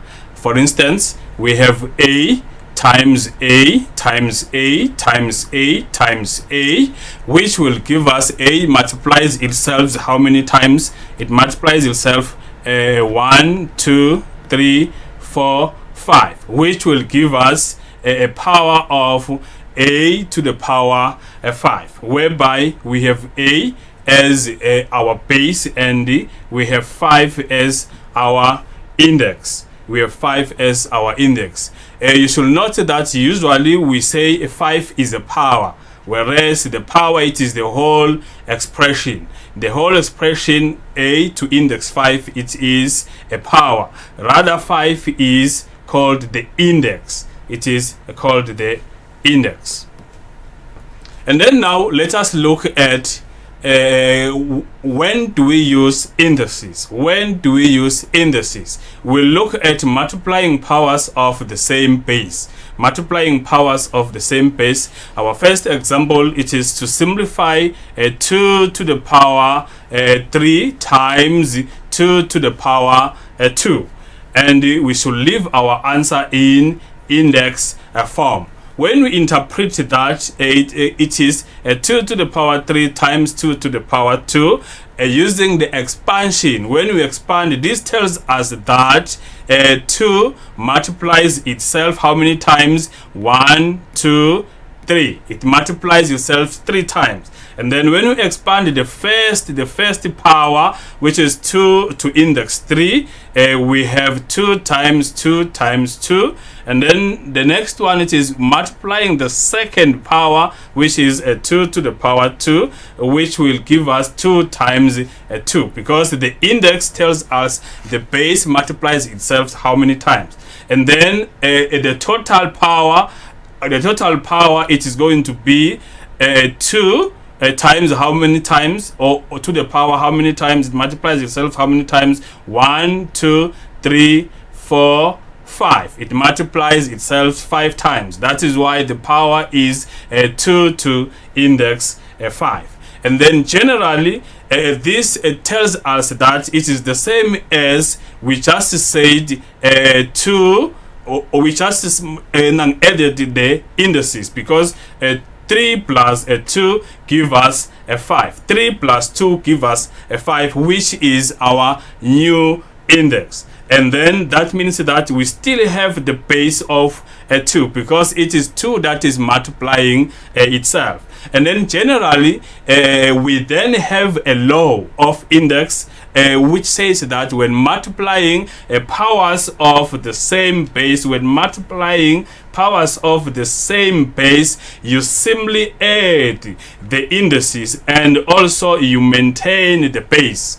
You add the indices and maintain the base. And then in general law, which means that we have a to the power, or to index p, times a to index q, which will give us, because we have the same base of a. That means that because the base is the same, we need to simply add the indices. That means that it will give us a to the power, or to index p plus q.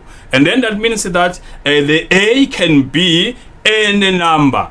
The a can be any number except for a 0. Even the values of a p, it represents, because this is just generalizing, which means that you can have any number that will be represented by that power. And then this helps us. Where does this law help us? This law helps us when adding indices, when adding powers with high indices. For example, we have f to the power 121 times f to the power 43. It will be difficult, or it will take us some time to expand f to the power 21 times f to the power 43. That is why we need to then apply the law of index, which whereby we have the same basis. The law says we have to add the indices. What are the indices in this case? It is a 21, or 121, and the 43. And then that means that this will give us f to index 121 plus 43, which is our two indices. Remember, we maintain the base, and we add the indices. It will give us f to index 164. It will give us f to index 164. Now let us look at our next example, which is slightly different from the previous example. This example, now we have two bases. We have two bases, which is m and n. We have two bases, which is m and n combined together. And then our expression, it is m to index 3 n squared times the second power, which is m to index 2 n to index 3. And then how do you then deal with this situation? How do you then simplify these indices? You simplify these indices by starting by expanding the powers, which when we interpret them, it is going to be m to the to index 3 times n to index 2 times n to m to index 2 times n to index 3. And then which will give us, and then we arrange those that they have the same base to be together, and then those that they have the same base to be at the end, whereby we will have those that they have base m, it is m to index 3 times m to index 2 times m to index 2, which they have the same base. That enable us to apply the rule of indices, which when we add indices or powers of the same base, we simply add the indices, which is 3 and 2. That is why to the next step we will have m to index 3 plus 2.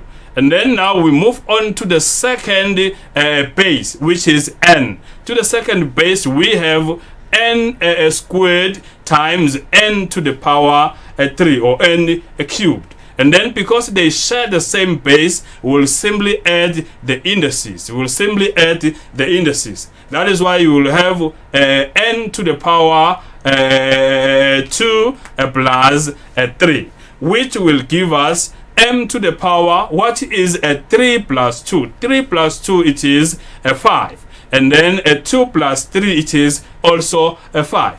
We'll have a final answer of m to the power 5 and the n to the power 5.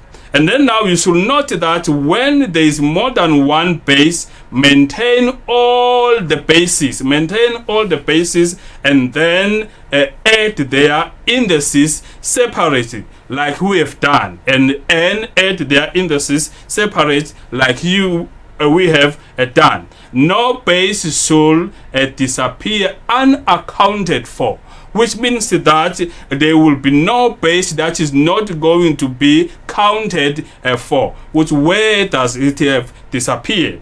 And then now let us look at our next part of the example.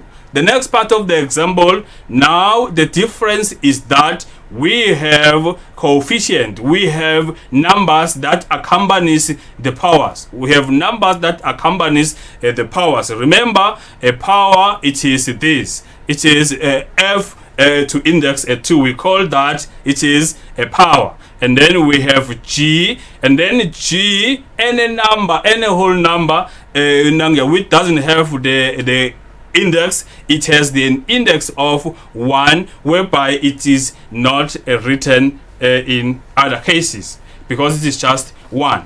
And then now, how do you then deal with this situation? You start by multiplying the coefficient, which is the numbers. You start by multiplying the coefficient, and then you then identify the same indices, or the same or the powers of the same base, which in this case we are going to say it is 7 times 3, and then times f to the power, I can see f to the to index 2, and also I can see f to index 3, which means that one multiplies with that one, they share the same base. And then that means that we'll simply add the indices. That is why we'll have f to index 2 plus 3 multiplies the second base. The second base, we have g, and then g to index 1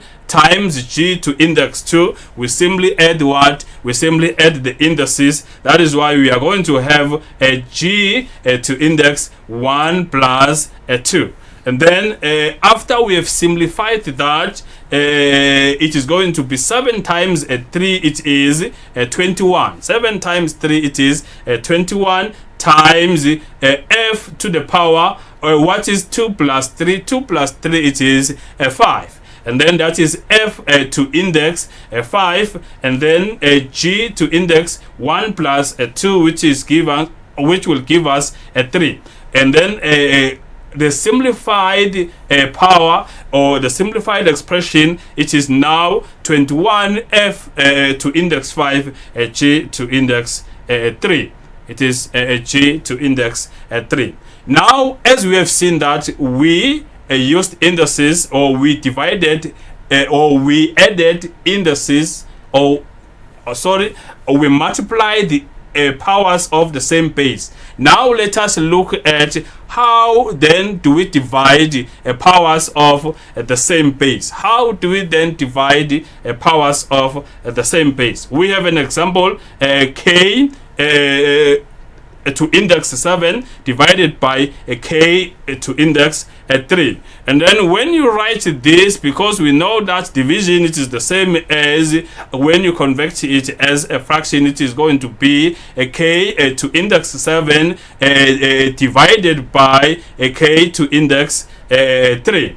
And then using the expansion method, using the expansion method, we know that k to index 7 means that it is k multiplying by itself 7 times. As we have seen, it is k times k times k times k times k times k times k, 7 times, multiplying k multiplying itself 7 times, divided by k times k times k.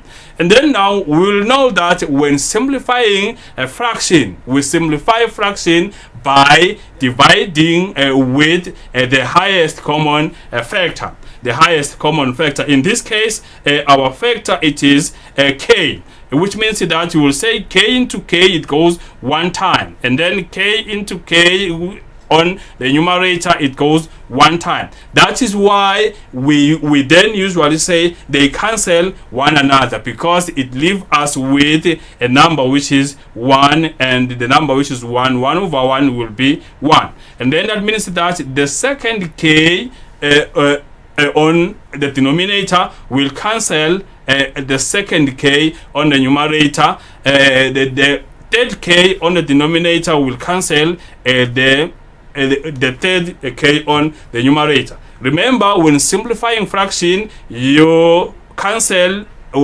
from the denominator with the numerator.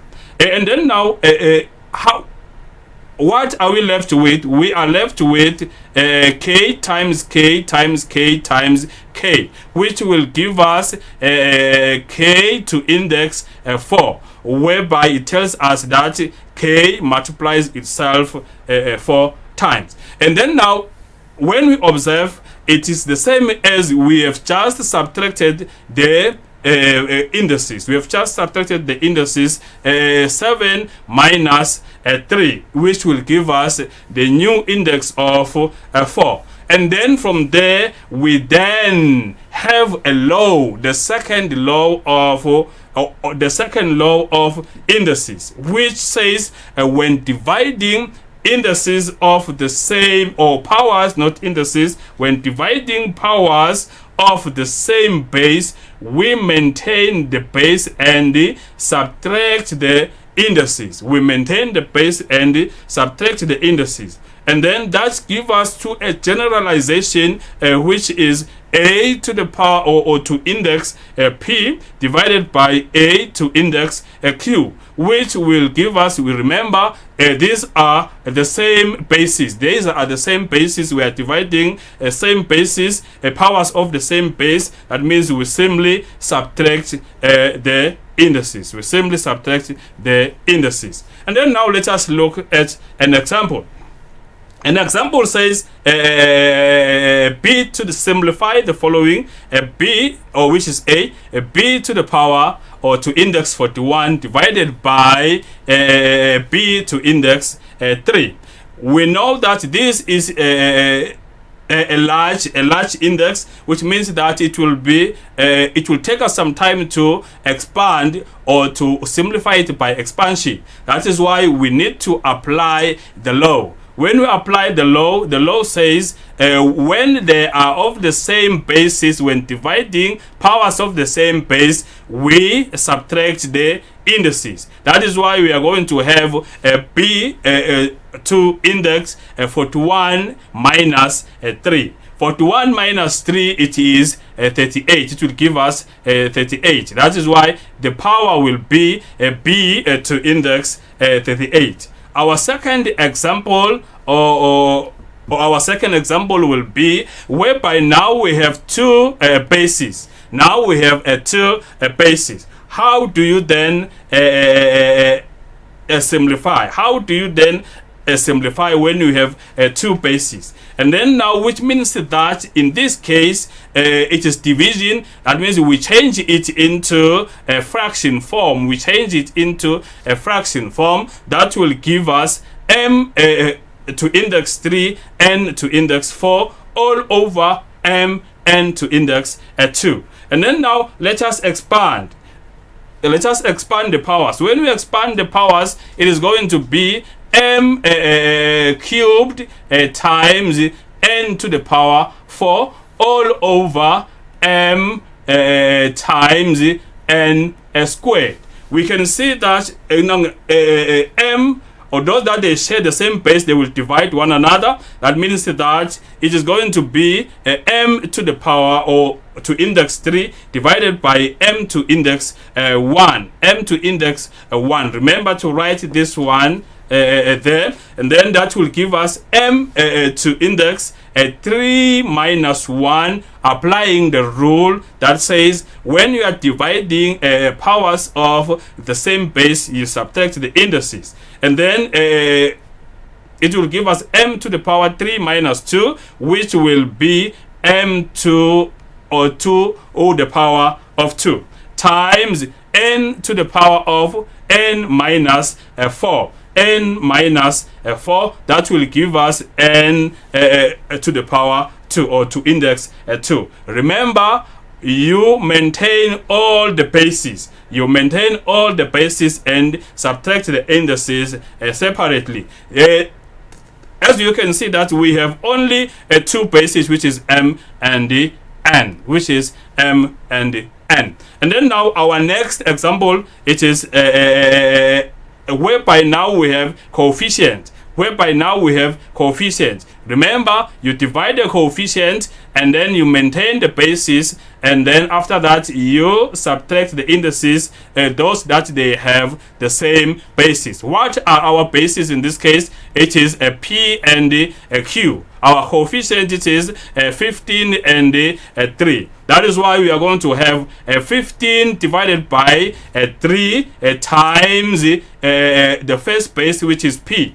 And then p, it will divide, which means we have p squared, and p, which means p squared is divided by p to the power 1. That is why we then subtract the indices, because they are of the same base. And then we are going to have 2 minus 1 times a q, and then in q we have power 1 and divided by q to the power 1. And then we will have a q to the power 1 minus 1, which will give us a 0.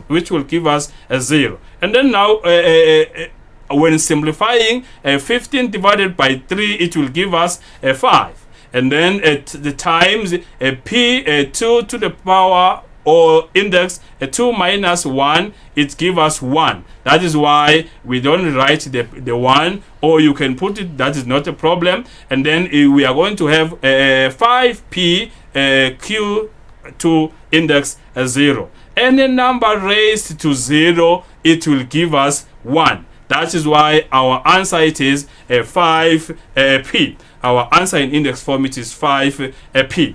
And then our next example, it is 2m cubed n to index 4 divided by 10m 6 n squared. And then we remember, divide the coefficient first, maintain the basis, and you subtract the indices. And then the coefficient that we have, it is 2 and 10. It is 2 and 10. That means it is going to be 2 divided by 10, which will give us 1 over 5. And then we have the first base, which is m, and the second base, it is n. And then m cubed divided by m to the power 6, or index 6. It means that it is going to be m to index 3 minus 6, which will give us negative 3. And then we have n to index 4 minus 2. That will give us 2, positive 2. And then now, when changing a negative index, you simply put a numerator of 1, and then you write the base, and the index, you convert it into a positive. You remove the negative. That is why our final answer, it is going to be n squared all over 5m cubed. N squared all over 5m cubed. Now let us look at your activity that you have to do at home. The first one, it is write this statement in a short form using indices. Remember, you just look at the base and then you look how many times does it multiplies itself. That is A in B. You look at the coefficient that they have. It is only one coefficient. That means that you are going to have 1. And then you look at the bases. The bases, it is A and C. How many times does A multiplies itself? You state that. How many times does C multiplies itself? You state that. And then number 2, you then apply in substitution. When you substitute, you then use the values instead of the unknown. That means that you are going to have 1 over 2 raised to the power 2. What does this mean?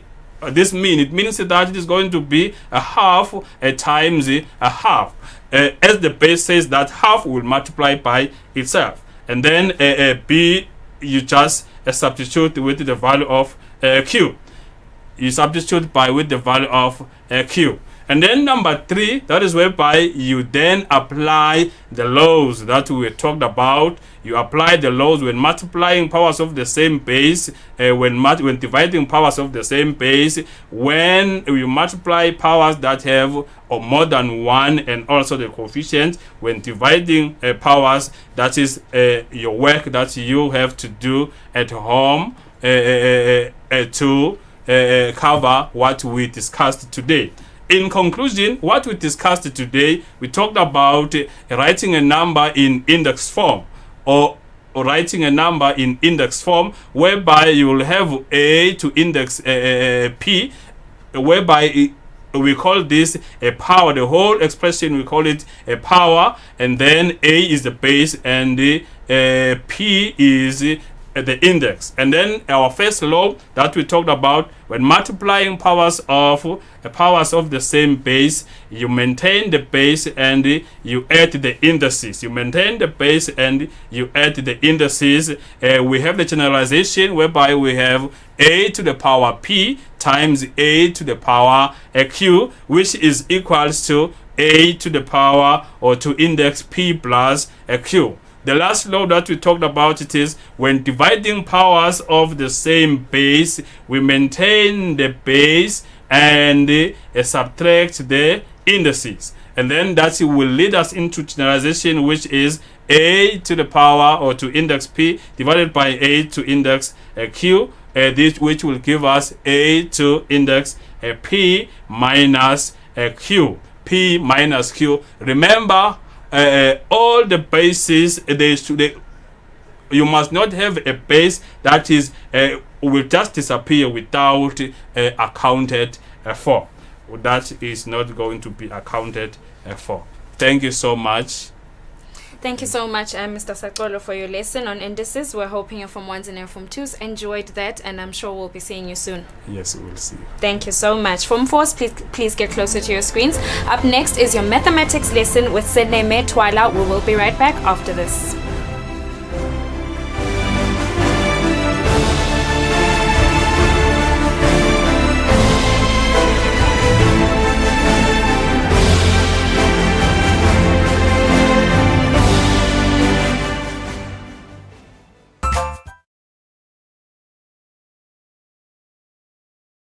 We're going to learn about what water is made of, where we can find it in the world, develop an understanding about how water is on a continuous journey called the water cycle. Are you ready? Let's go! How do we hear? How do we see? What makes up the air we breathe? How does a plane fly over the sea? How do the planets float so weightlessly? Let's go! Let's go! It's technology. Let's go! Let's grow! Science, you and me. Let's go! We're learning every day. Let's go! Let's grow! Engine leads the way.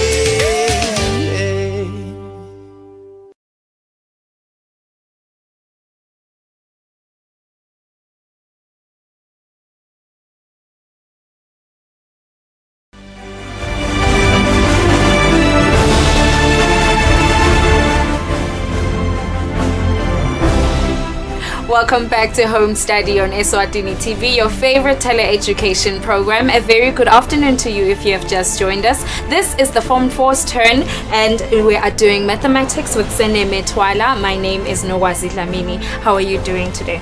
I'm doing perfectly fine. How are you doing? I'm doing very, very well. I was waiting patiently for you to ask me how I am doing. Alright, today we're doing part 1 of vectors, right? Yes, correct. Okay, what are you expecting your Form 4s to have learned by the end of the lesson?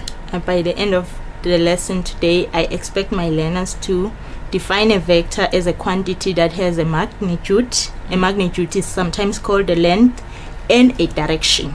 Alright. And also, they should be able to give vectors or express vectors as column vectors, draw the vectors using column vectors, and find a magnitude of a vector. Alright, thank you so much for that, Seneme from Force. I hope you are ready for your lesson. And just to remind you, just a young reminder that we are live right now on YouTube and on Facebook. You can join us on those platforms. And of course, to use the WhatsApp number that is on your screens to text us any questions that you might have. Seneme, you may please begin with your lesson. Thank you, Nogwazi. Welcome, dear learner. We are doing vectors Form 4. So today we want to look at vectors as a magnitude with direction. So when we are talking about a magnitude, we are talking about a length. So a length alone cannot help us. We need to know in which direction. For example, if you are asking a destination which you don't have an idea of, you might be asking, how far is Mbabane? And then a person will just answer 20 kilometers. Which direction? So that's why we are looking at vectors, because vectors, they give us the direction and also the magnitude. So vectors can be given as bold. We can indicate vectors by writing a bold letter or an underlined italic letter.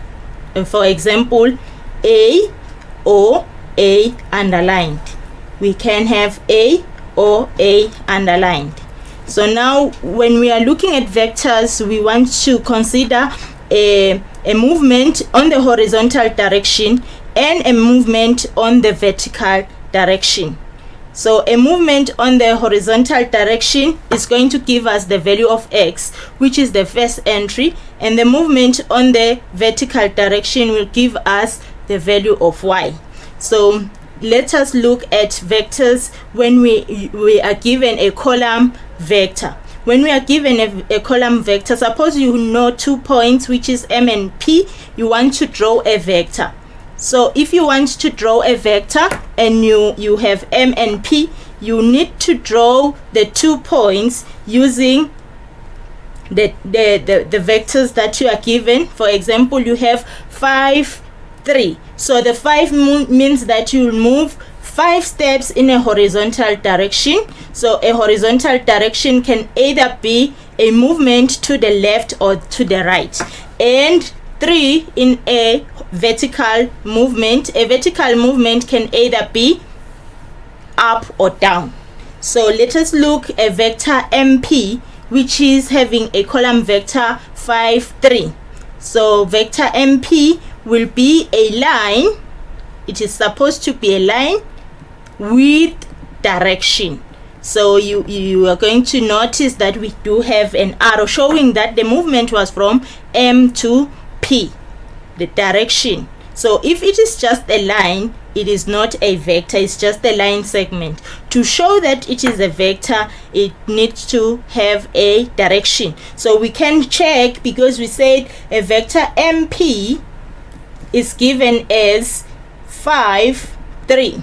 So if the numbers are positive, the first number is positive, it means that our movement is to the right. So we have moved 0, 1, 2, 3, 4, 5 steps to the right, and then we are moving 3 steps up.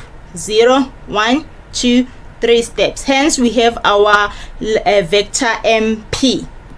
So now we do have another type of vectors which are called position vectors. Position vectors are vectors from the origin. Remember, origin is 0, 0 in a in a plane. So if we have 0, 0, we consider that our origin. This is our origin. So vectors, which we call position vectors, they are moving from the origin.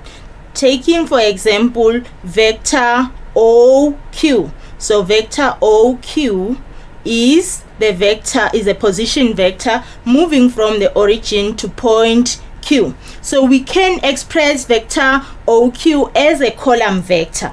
We can express vector OQ as a column vector. The column vector for vector OQ is 3, 4. We can check again. Movement from 0 to the coordinate is x, 4. So it means we have moved 3 steps to the right and 4 steps up. Hence we have vector OQ equals to 3, 4. So when you notice that a position vector, its vector is almost the same as its coordinate, it's just their arrangement. So now we can also write the position vector OR.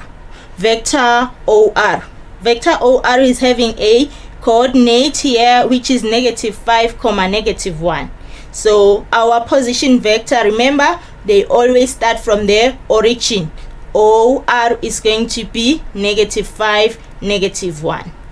That shows our position vector OR.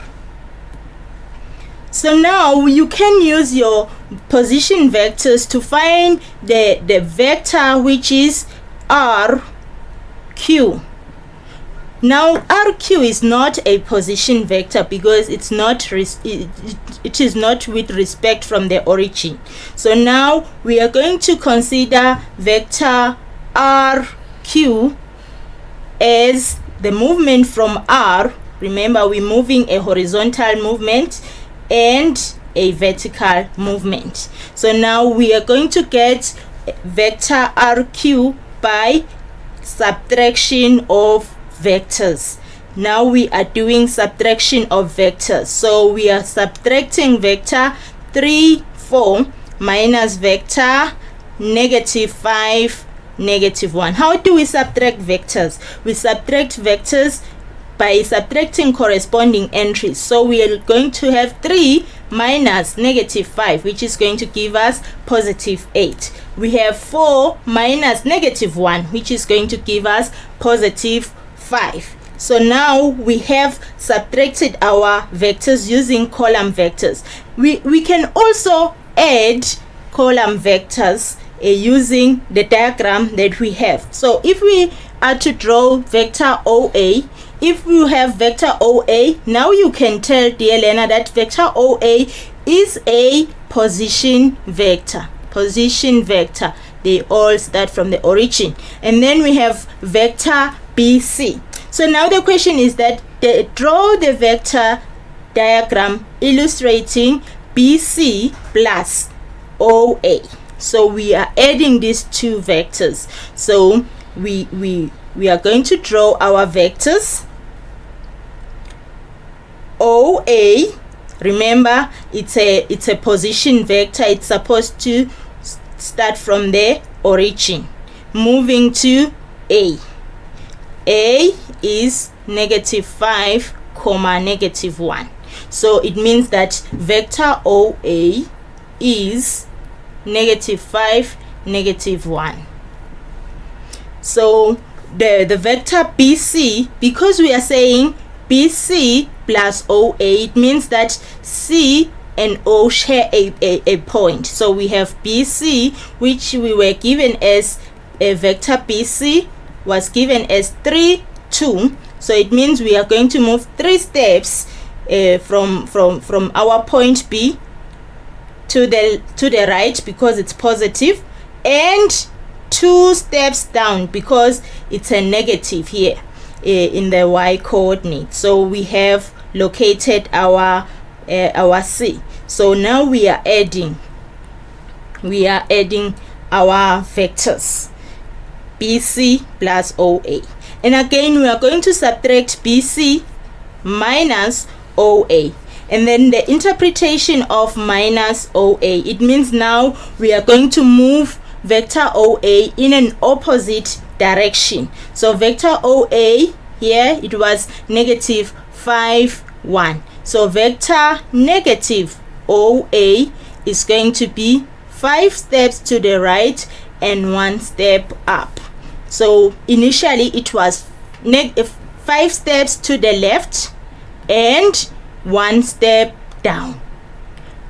Once you say negative OA, now it's going to be 5 steps to the right and 1 step up.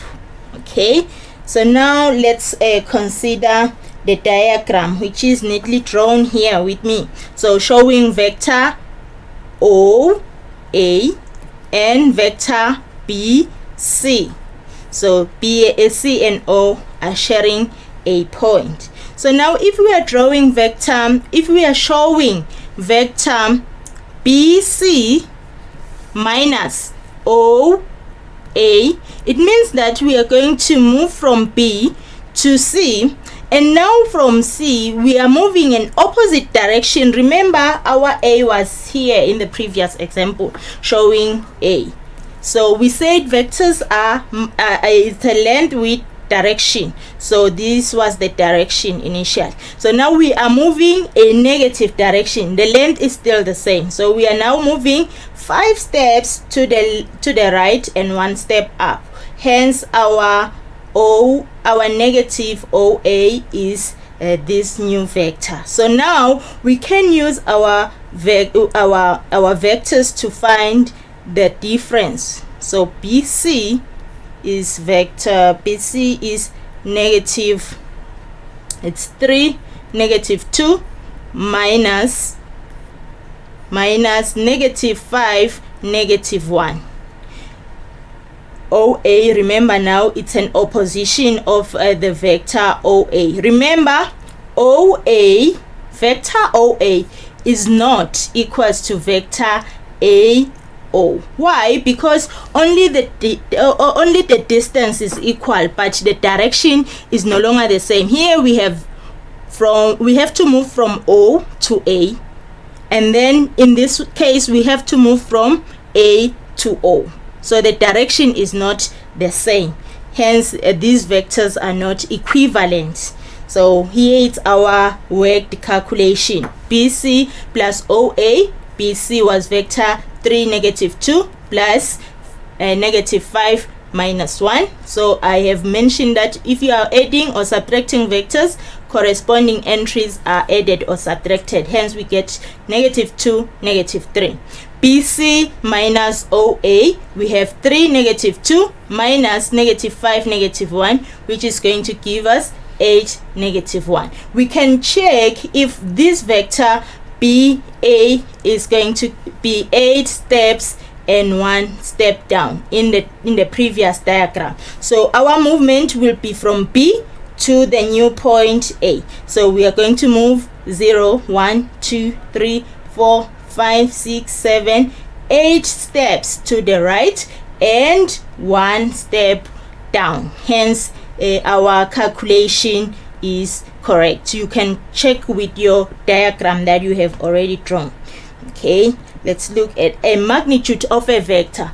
What do we mean when we say the magnitude of a vector? You will recall that earlier on I said a magnitude is used interchangeable with the length. So we mean the length of a vector. If we are talking about the length of a vector, we are talking about the magnitude. So we use these two words interchangeable. So if you have a vector, obviously you do have a magnitude. A vector consists of a magnitude and a direction. So if we have vector AB equals to XY, then we want to find the magnitude of the vector. If you have vector AB, let's make vector AB. Remember, always when you are drawing a vector, show the direction, because if you don't have the direction, it will be just a line. So moving from A to B, we move in a horizontal direction, that is the X, and then we move on a vertical direction, that is the Y. Hence we are saying if we are to calculate the magnitude of a vector, we are going to apply Pythagoras rule, which is applicable when we have right angled triangle. So now we have x squared plus y squared. This is a formula for calculating a magnitude of a vector. If you are having a column vector with x and y, then your magnitude is going to be the root of x squared plus y squared.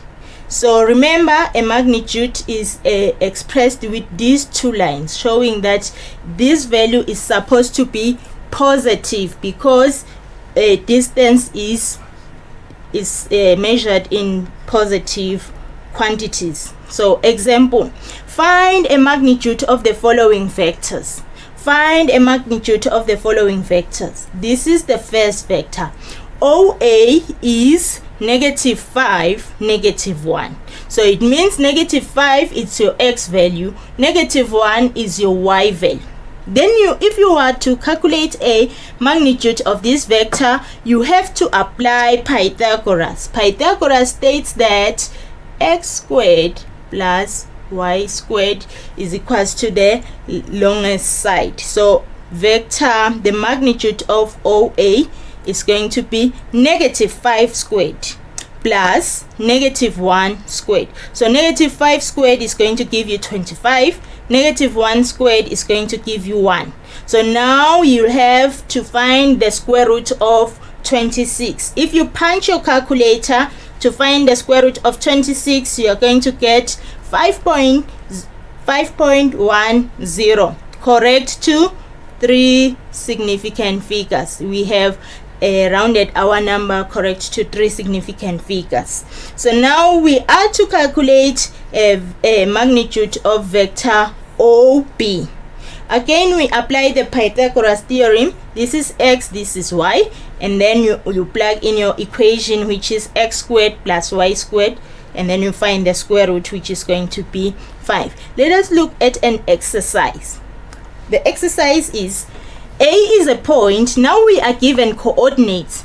A is a point 2,4, B is another point 4,3, and C is a point 1,5. Express AB as a column vector. So it's a movement from A to B. It's a movement from A to B. Hence we are saying it's vector AB. How are we going to find the column vector? We are going to use the coordinates of A and B, and we say the coordinate of B minus the coordinate of A to get vector AB. So it's going to be, we rewrite the coordinates in a vector form, which is 4, 3 minus 2, 4, which is going to give us 2, -1. So what is 2, -1 meaning to us? It means that to move from A to B, you have to move 2 steps to the right and 1 step down. So vector AB will look like this one. If now you are asked that D is such a point such that AB is equals to CD, equal vectors. Now we have vector AB equals to vector CD. So it means these vectors are equal. We already know vector AB. Vector AB is 2, -1. We have calculated. So now the coordinate of D, we have to use the information that we have to get vector D.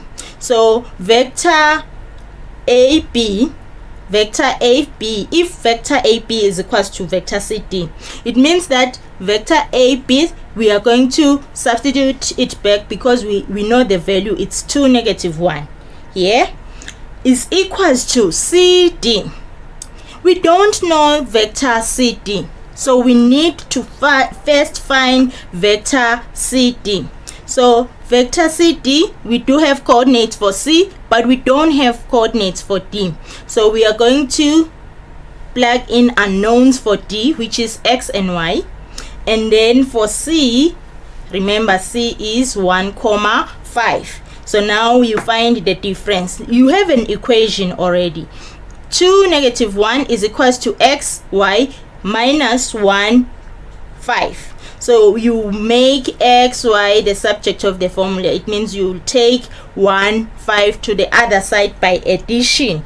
Hence now you have 2 negative 1 plus 1 5, which is going to give you 3 4.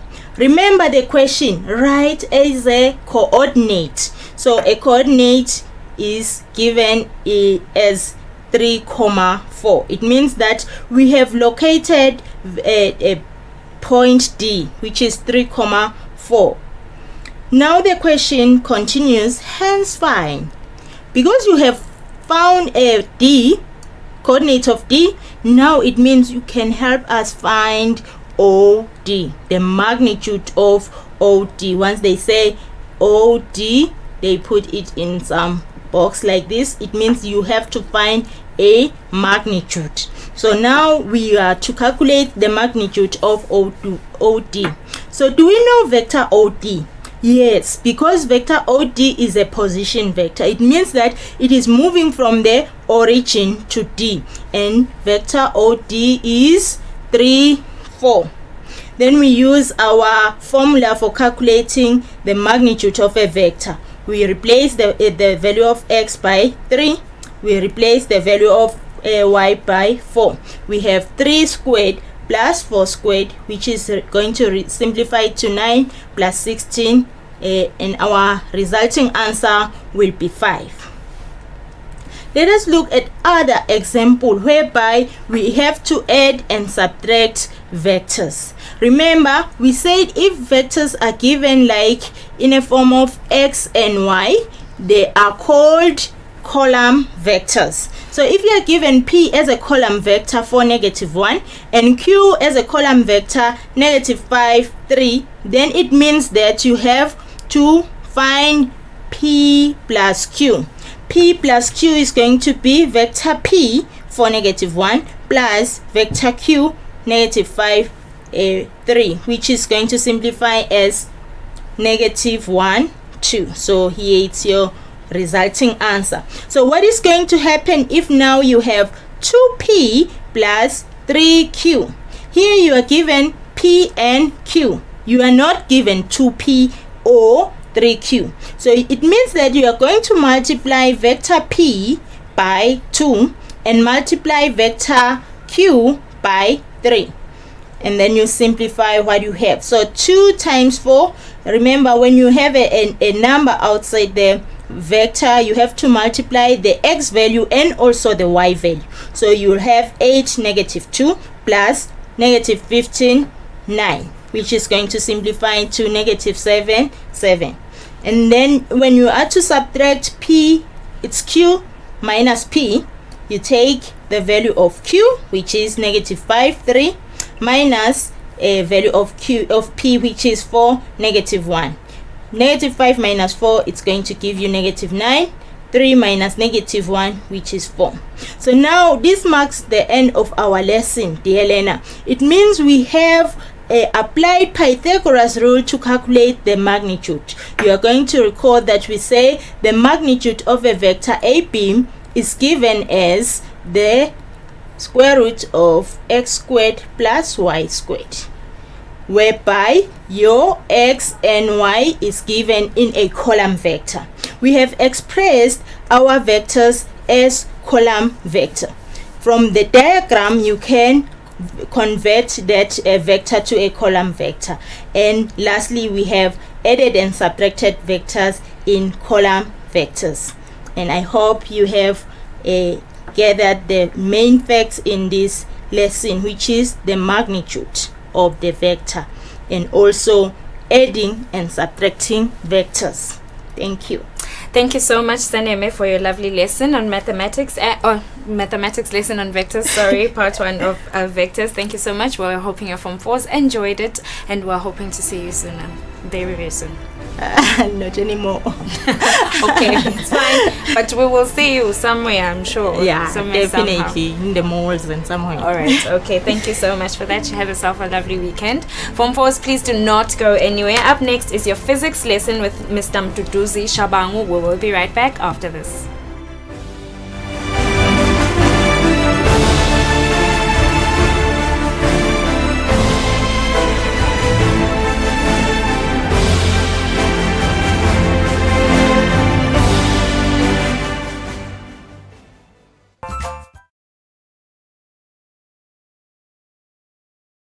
We're going to learn about what water is made of, where we can find it in the world, develop an understanding about how water is on a continuous journey called the water cycle.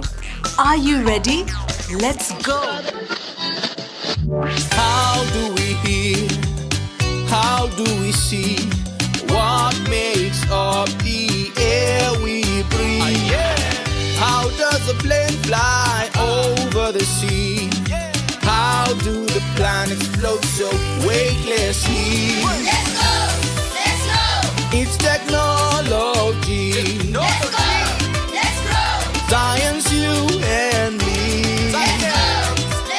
We're learning every day. Engine leads the way.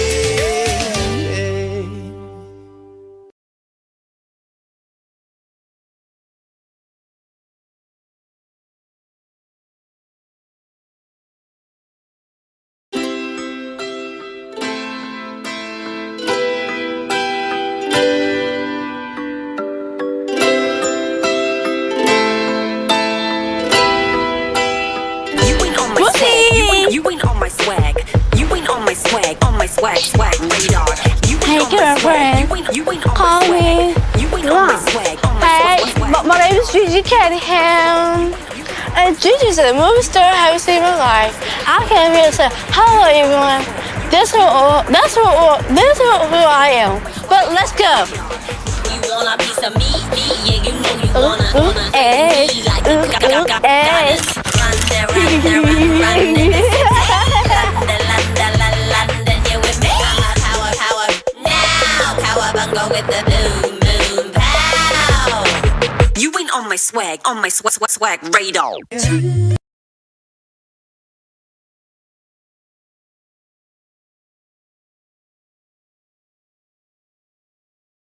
Welcome back to Home Study, your favorite tele-education program on Eswatini TV. A very good afternoon to you if you have just joined us. My name is Nogwazi Dlamini, especially if you are in Form 4, because right now we are doing physics with Mr. Mduduzi Shabangu, who is already with me in the studio. A good afternoon to you, sir. How are you? Afternoon, I'm very fine. I'm doing well, thank you. Yes. All right, today we're doing wave properties and it's part 2. Yes. Right? What are you expecting your Form 4s to have learned by the end of the lesson? So they shall be able to describe reflection, refraction and diffraction. Then the second point, they should be able to use the equation which says velocity is equal to frequency times wavelength. All right, okay. Yes. Form 4s, I hope that you are ready for your lesson. And of course, another reminder, a friendly reminder that we are live right now on YouTube and on Facebook. And of course, if you have any questions, Form 4s, please feel free to use our WhatsApp. Dear learners at home, now we're going to start by telling you the importance of this lesson. Like we defined wave in our last lesson. So the importance of this lesson is that the energy which is transported by the waves from one place to another can be reflected, refracted and diffracted. Waves has got properties which are used in our daily life, like in the transmission of radio waves over long distances. So the new words that we are going to meet, dear learners at home today, it will be reflection, refraction and diffraction. Waves have got common characteristics. So these characteristics are: all waves can be reflected, they can be refracted, and they can be diffracted. All waves, they obey the equation which says velocity is equal to frequency times lambda wavelength. Now, dear learners at home, I've got a diagram here with me. This diagram below shows wave fronts as they are approaching this barrier here. So the wave fronts, as they reach this barrier, they are going to be reflected when they hit against the barrier. So now, dear learners at home, now we're going to watch an animation which is going to show how these waves are reflected. So, dear learners at home, let us now watch our first video. Learners at home, this is an animation of reflection of water wave fronts. Let's see now what is going to happen to the wave fronts as they hit the barrier. So there they come, moving perpendicular to the line. They bounce off at the barrier. Now they are moving downwards, but they are still perpendicular to the line. So wave fronts are reflected when they hit against the barrier. So dear learners at home, as you have seen, if you come across a similar situation in a paper, I've got a summary of that. So if you have got this wave front approaching this barrier, to answer a question like this one, you have to draw this line here and put the arrow. The line that you draw must be at right angles with the wave fronts. So when they hit the barrier, they will be reflected. They are going to move that direction, and what you have to note is that the wave front will always be perpendicular to the reflected line.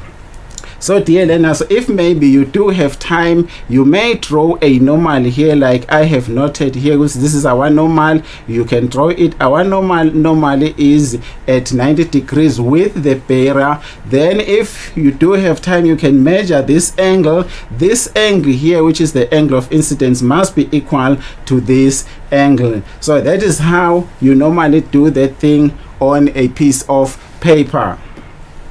So now, dear learners at home, we are moving on now to look at refraction. So now in this diagram, we have got wave fronts again are moving now in deep waters. They are moving towards the shallow water. We want to see what is going to happen when they enter the shallow water. The point that you have to note is that the wave fronts will be refracted when they enter the shallow water. So dear learners at home, let us now watch our second animation to see how the wave behaves as they enter the shallow waters.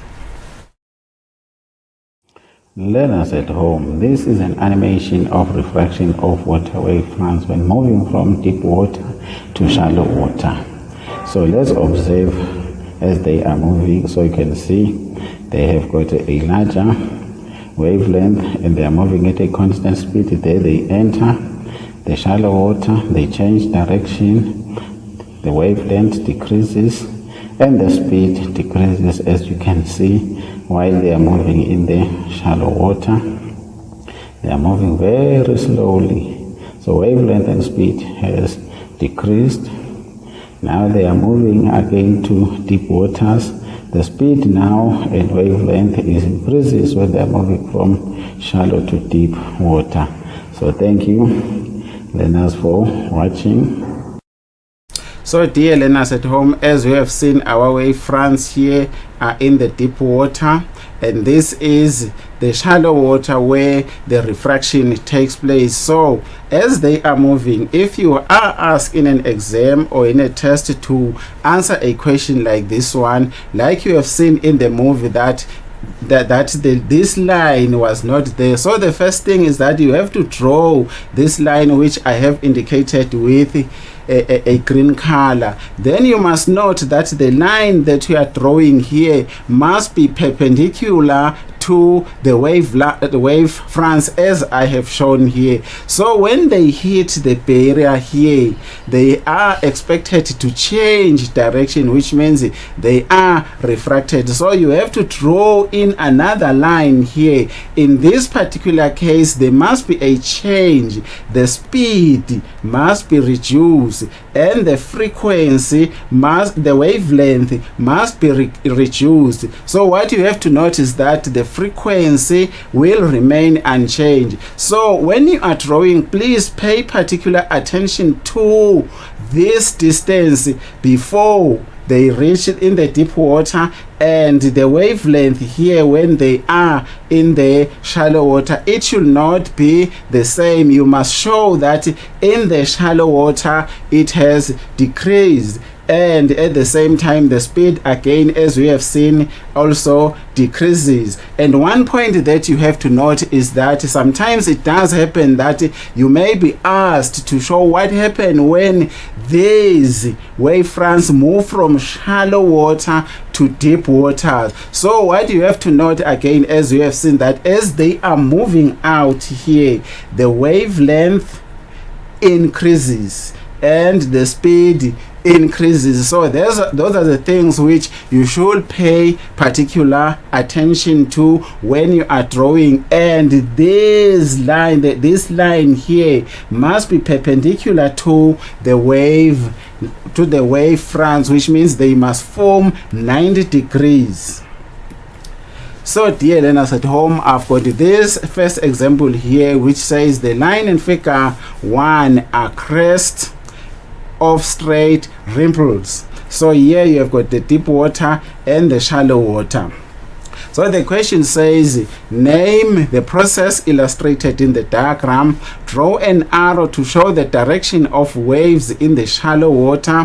When the waves enter the shallow water, state what happens to the speed, the frequency, and the wavelength. So dear learners home, the process that is being illustrated there is refraction.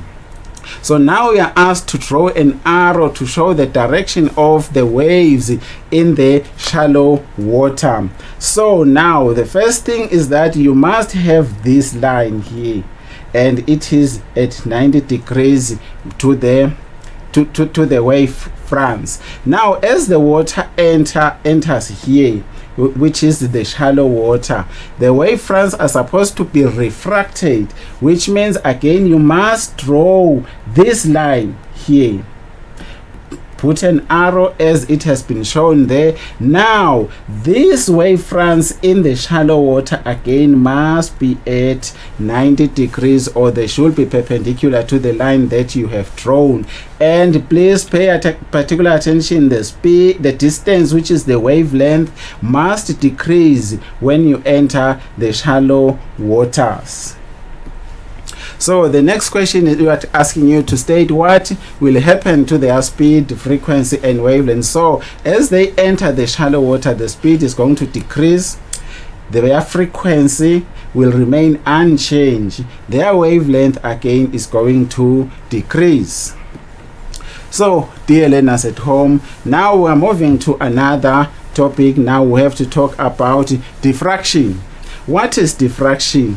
Diffraction is the spreading out of waves when they pass through a gap, or bending of waves when they go around obstacles. So diffraction, so in this particular diagram here, I have shown you this gap, which is narrow in this particular case. In this second diagram here, this gap here now is wide. We want to see what happened to these wave fronts as they are approaching this gap. We want to see how are they going to behave. So now we have to watch our third video to see how do these wave fronts, or how are they diffracted when they are moving through the narrow gap and the wide gap. So let's watch, viewers at home. Learners at home, this is an animation of diffraction of wave fronts through a narrow gap. We are going to observe what happens. So now this is a symbol of a ripple tank. So the wave fronts are approaching now the narrow gap. So they pass through the narrow gap. They are now diffracted. The wavelength before and after diffraction must be equal. The wave fronts are more circular, so they spread out more as they are passing out, and they keep on increasing in size as they are moving away from the narrow gap. So you can see what is happening, viewers at home.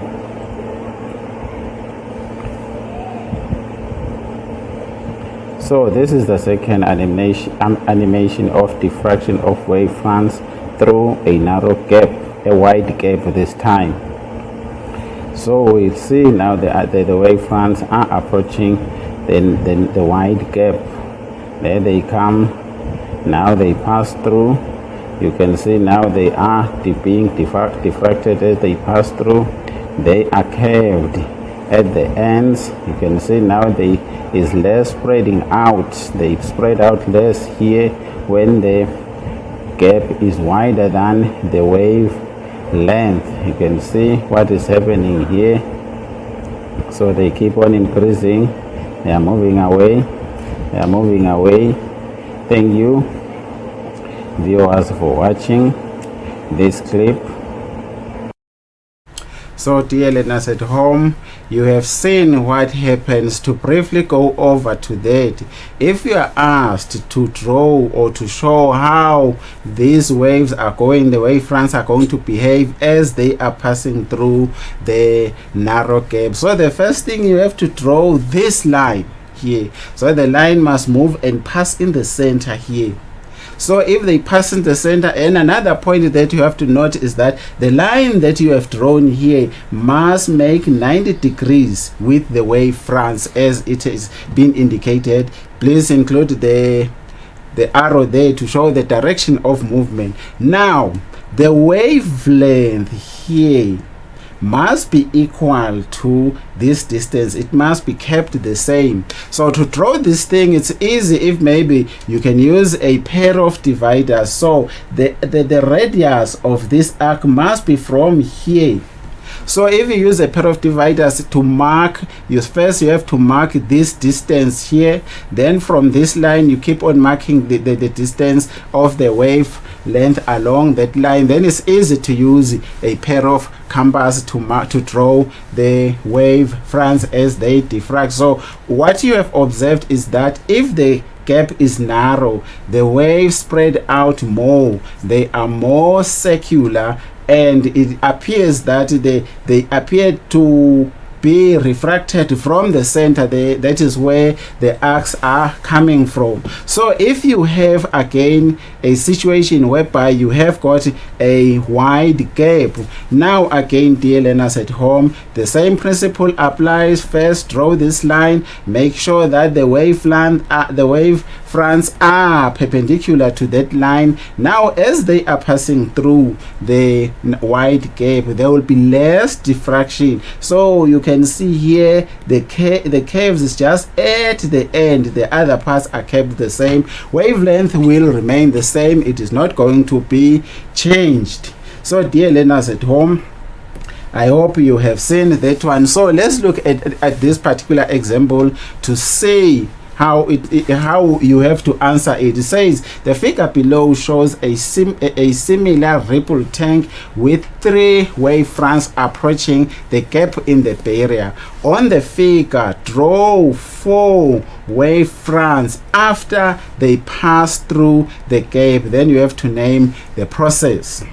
So how do you answer that one? Like I said here, the first thing, you have to draw this line like I have seen. Then make it a point that these wave fronts are perpendicular to that one. You show the arrow where they are going. So the question asks you to draw 4 of them. So please, I've put this line in blue here to show the distance between the wave length, it must remain the same. So when you are drawing now these circular wavefronts as they are moving out of these, make it a point would say that the point of the compass must be somewhere in the center here, and they must show this circular diffraction as they are moving out. The wavelength must be the same as I have marked. So the process that is taking place here is diffraction.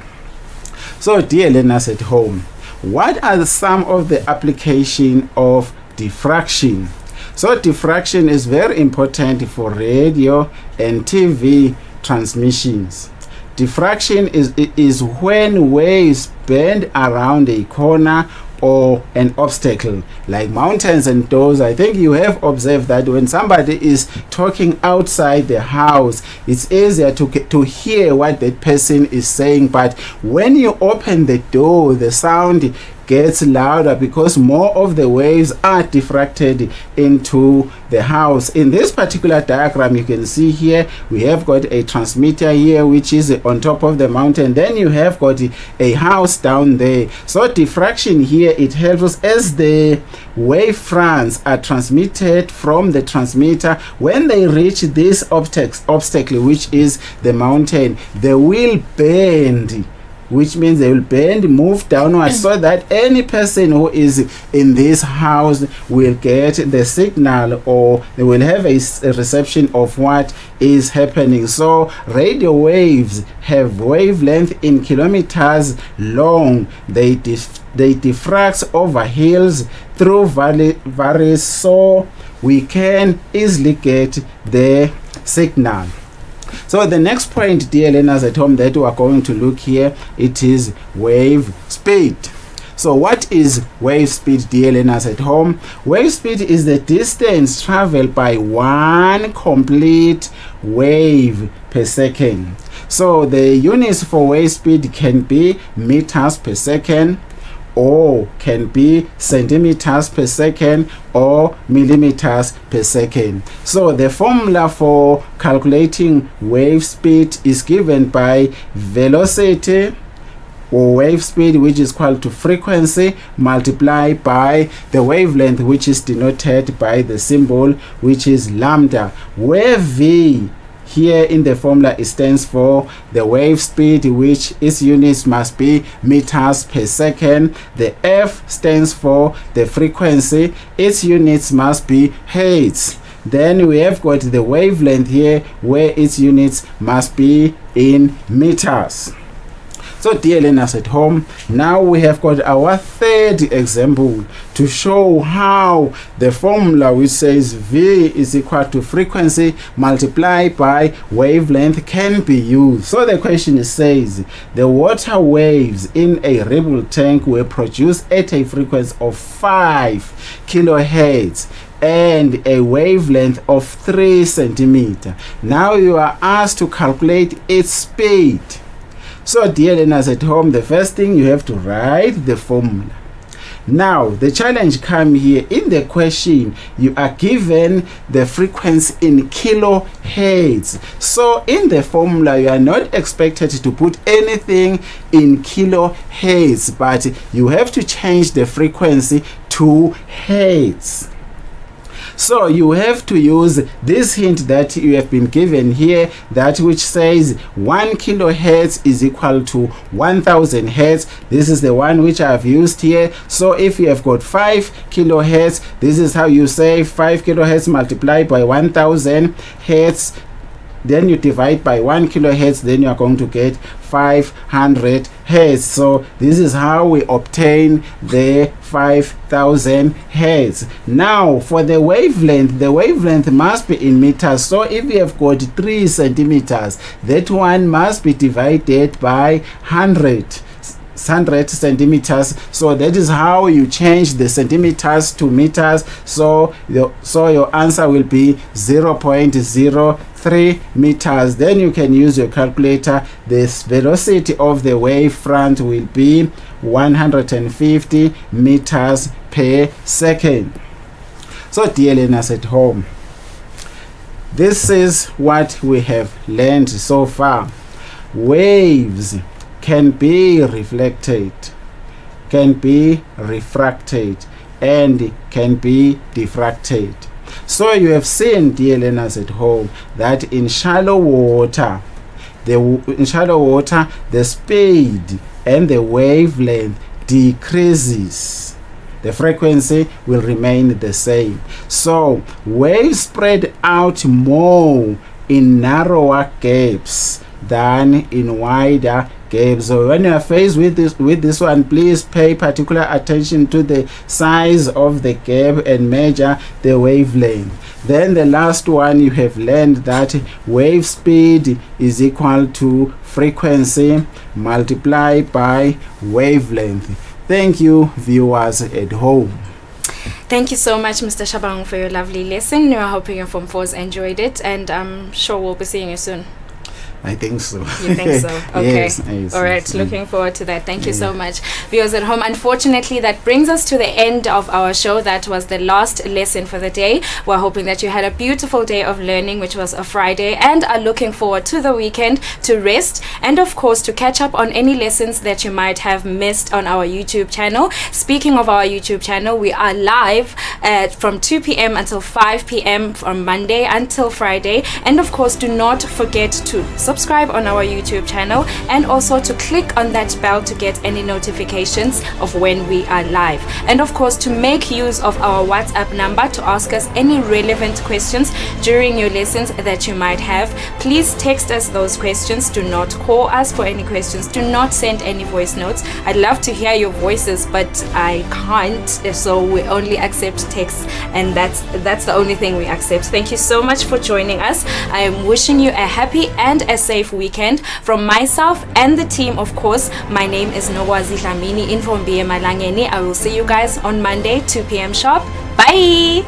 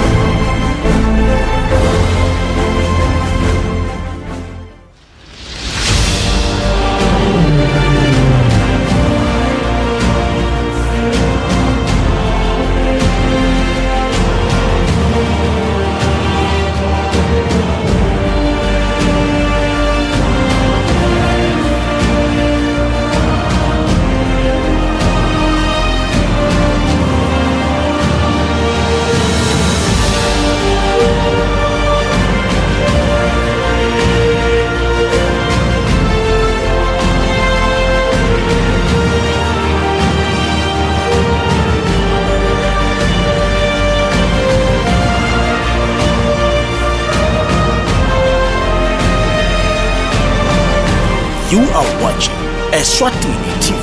Sibuko Semaswati. It is my responsibility. It is your responsibility. It is our responsibility to fight COVID-19.